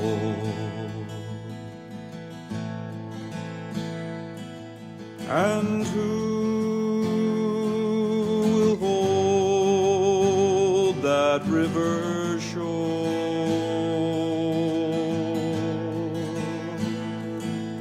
And who will take refuge in my shadow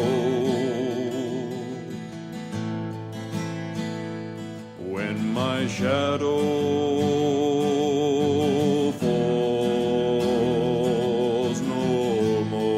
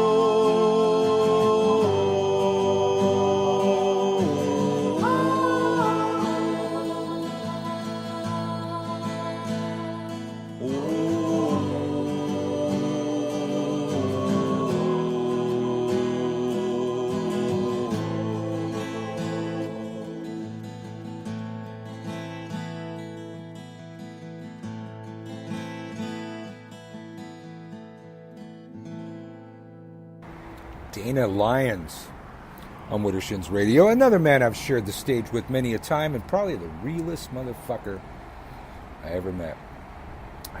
Kind of a Midwest guy, man. I don't know what other things we would talk about, but, man, saving trees. We got along on that fucking thing. Probably his most famous song, he actually made a great deal of money on, is Cows with Guns. And that became really popular on some country stations back in the 90s, Cows with Guns. Dana Lyons, man. Great fucking man, I gotta say. So, I gotta backtrack. The Free Radio movement was founded by Stephen Dunifer of Free Radio Berkeley. Now, I couldn't remember his name because the guy was really an asshole. I had to butt heads with him so fucking often that I just kind of forgot his name. But he was the grandfather of our movement, and my living ancestor, if you will. He took the FCC to federal court to fight for the people's access to the airwaves. And it should be noted, I'm not done with the free radio stories. I'm sure there's more, but we won. We fucking won. Late 90s, early 2000s. God, I forget when that fucking happened. I should have Googled this, too, while I was playing that damn song. But we beat the FCC. We beat the FCC and won the people's access to the airwaves, the thing that we've been fighting for all that time. However, the rule the FCC had was that stations that did not voluntarily go off the air in a certain grace period that the federal government had been so nice to give us, those stations would never receive a license. To us, it was like telling Rosa Parks that she still can't ride in the front of the bus after she won. We won, but we couldn't get a license because we did not comply. There was a time period when Free Radio Berkeley and all of the free radio stations voluntarily went off the air to try and win some sort of breadcrumb from the FCC. I was there at the meeting at Free Radio Santa Cruz, and those malcontent motherfuckers just could not agree. They could not agree whether to go off the air or not go off the air, and to not agree to not do something that you're already doing means you're going to continue doing it. So, Free Radio Santa Cruz, because they could not agree what to do, didn't do anything and just kept doing whatever the fuck it was doing. And to this day, even though it became legal, Free Radio Santa Cruz operates to this day without a license. Or last I heard, they're still operating without a license. And there was a time when the FCC did actually do a raid. I'll have to tell that story another time. I missed it because I was in bed with this girl who you now know as Marta. And that phone tree number had never rang before, so I didn't recognize it. I sent it to voicemail. So I missed the raid, but I covered it later. But there was a time when they came with all the King's horses and all the King's men to take away Free Radio Santa Cruz. And I'll tell that story another time. But we won. Unfortunately, it was what we would call a Pyrrhic victory, a victory that cost us more than we gained, because there were no regulation on who could seize the airwaves at that point, and the majority of the airspace left over in the United States, once the micro radio transmitters were approved by the FCC, the majority of the airwaves were taken over by the church, Christian groups. They were way more organized than me and my friends. And when we made it legal, they were right there to seize the fucking airwaves. So, Pyrrhic victory. I fought many years to win the right for Christians to have more access to the fucking airwaves than they already did. But I have no regrets, brothers and sisters. But the last story from that, through Stephen Dunifer and Free Radio Berkeley, I became involved in some really interesting projects. And I believe it was New Year's Day 1994 in a little part of Mexico called Chiapas. Hence unknown revolutionary group called the EZLN, People's Liberation Army, the Zapatistas, seized Chiapas city in Mexico, held it for several years. They held it. They were led by some really well-spoken guy with kind of a French accent who never saw his face because he wore a ski mask. But we became very involved in that struggle. And I worked on an assembly line in Berkeley for about 3 years, building transmitters and shipping them to Chiapas. So countless small pirate radio stations. They get on the air, the government would seize them. Then another one would get on the air, the government would seize them. So you just kept having to ship them.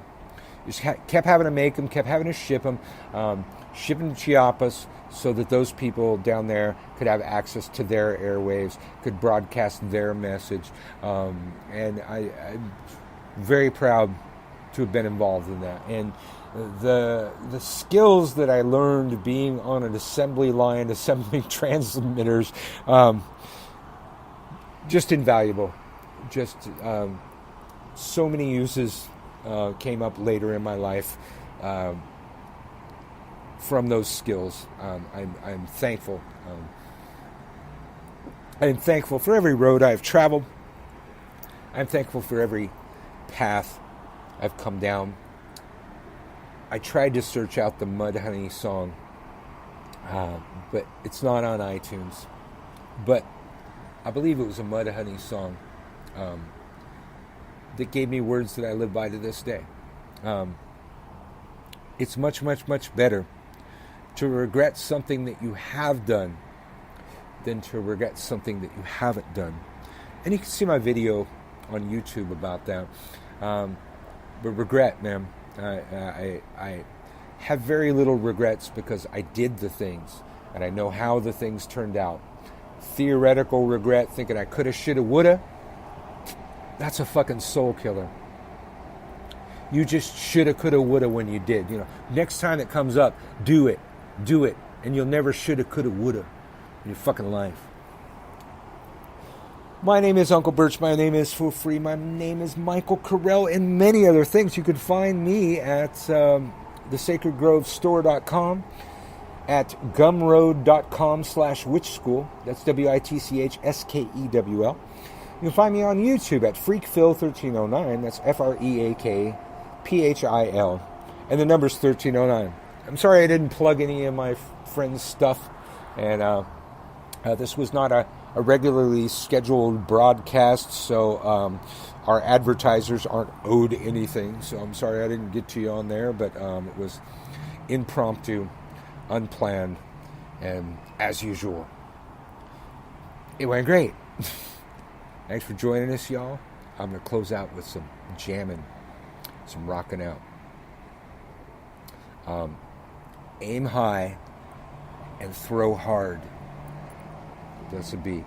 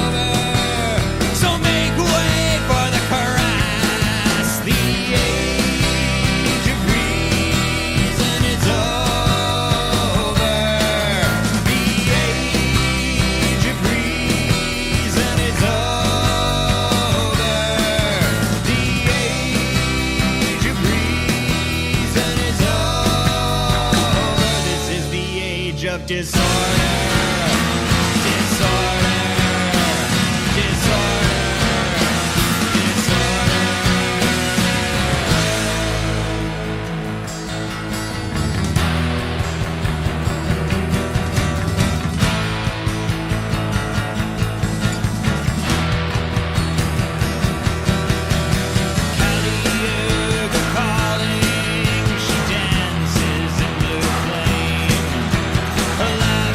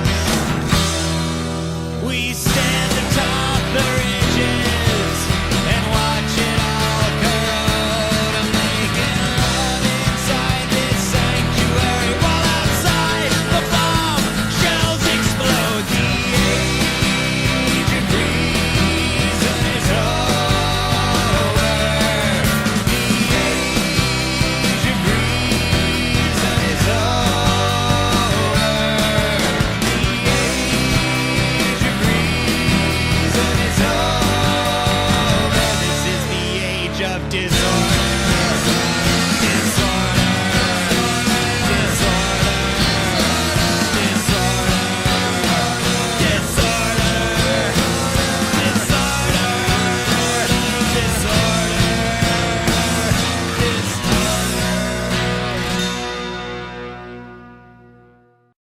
Like a rock, like a planet, like a fucking atom bomb.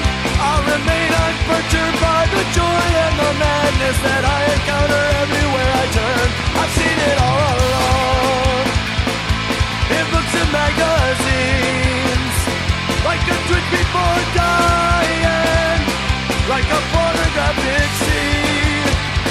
There's a bar behind the window. There's an ugly laughing man, like a hummingbird in silence, like the blood on my door. It's a generator.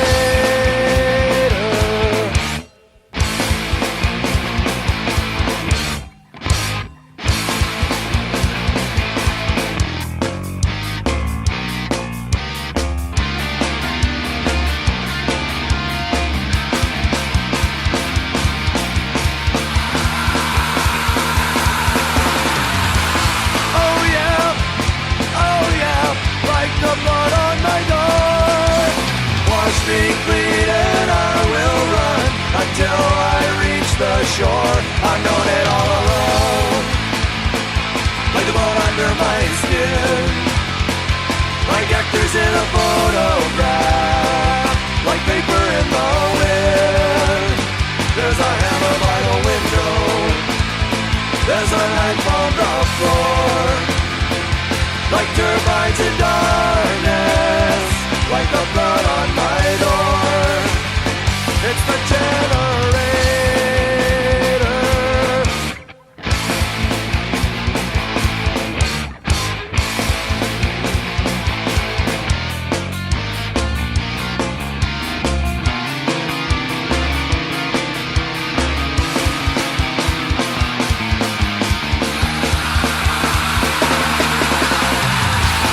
Oh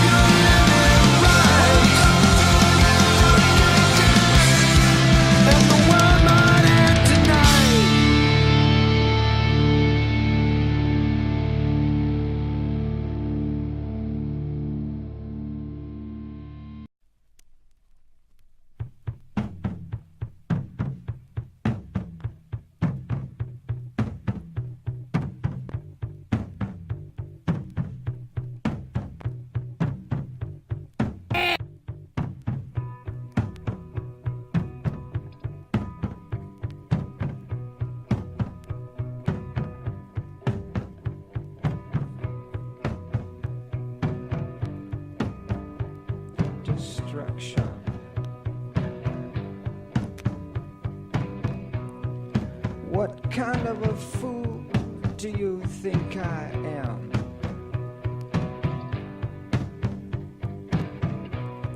Do you think I could be happy with this?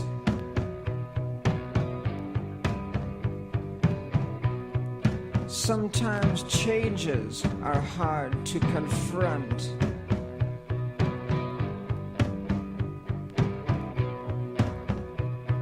Listen, and I'll be blunt. I want destruction. Destruction. I want destruction. Destruction. Change it around. Change it.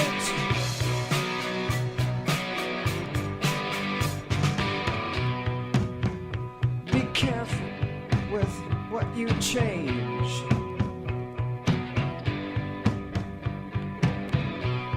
And always use wisdom in what you rearrange.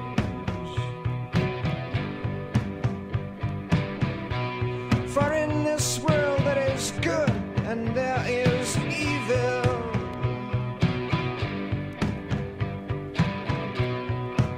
So don't mistake change for evil. You need destruction. Destruction. I want destruction. I want destruction. Change it around. Change it. Here we go. If you want to change the world, there's still time.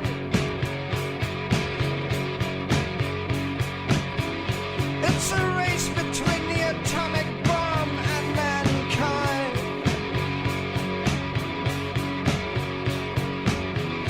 If you want a better world for that child, you'd better see the change runs wild. That's why I'm calling for destruction. Destruction. I want destruction. I want destruction. Change it around. Change it. Change. Change. And destruction.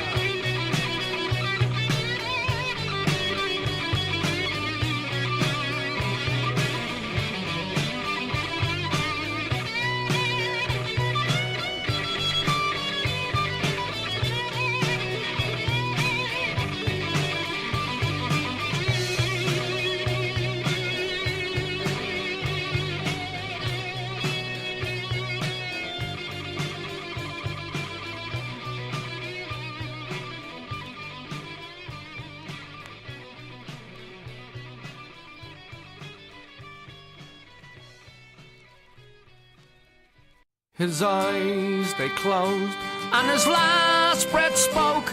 He had seen all to be seen. A life once full, now an empty vase, wilt the blossoms on his early grave. Walk away, me boy, walk away, me boy, and by morning we'll be free. Wipe that golden tear from your mother dear, and raise what's left of the flag for me. Then the rosary beads, counting 1, 2, 3, fell apart as they hit the floor. In a garb of black, we must pay respect to the colour we're born to mourn. Walk away, me boys, walk away, me boys, by morning we'll be free. Wipe the golden tear from your mother dear, raise what's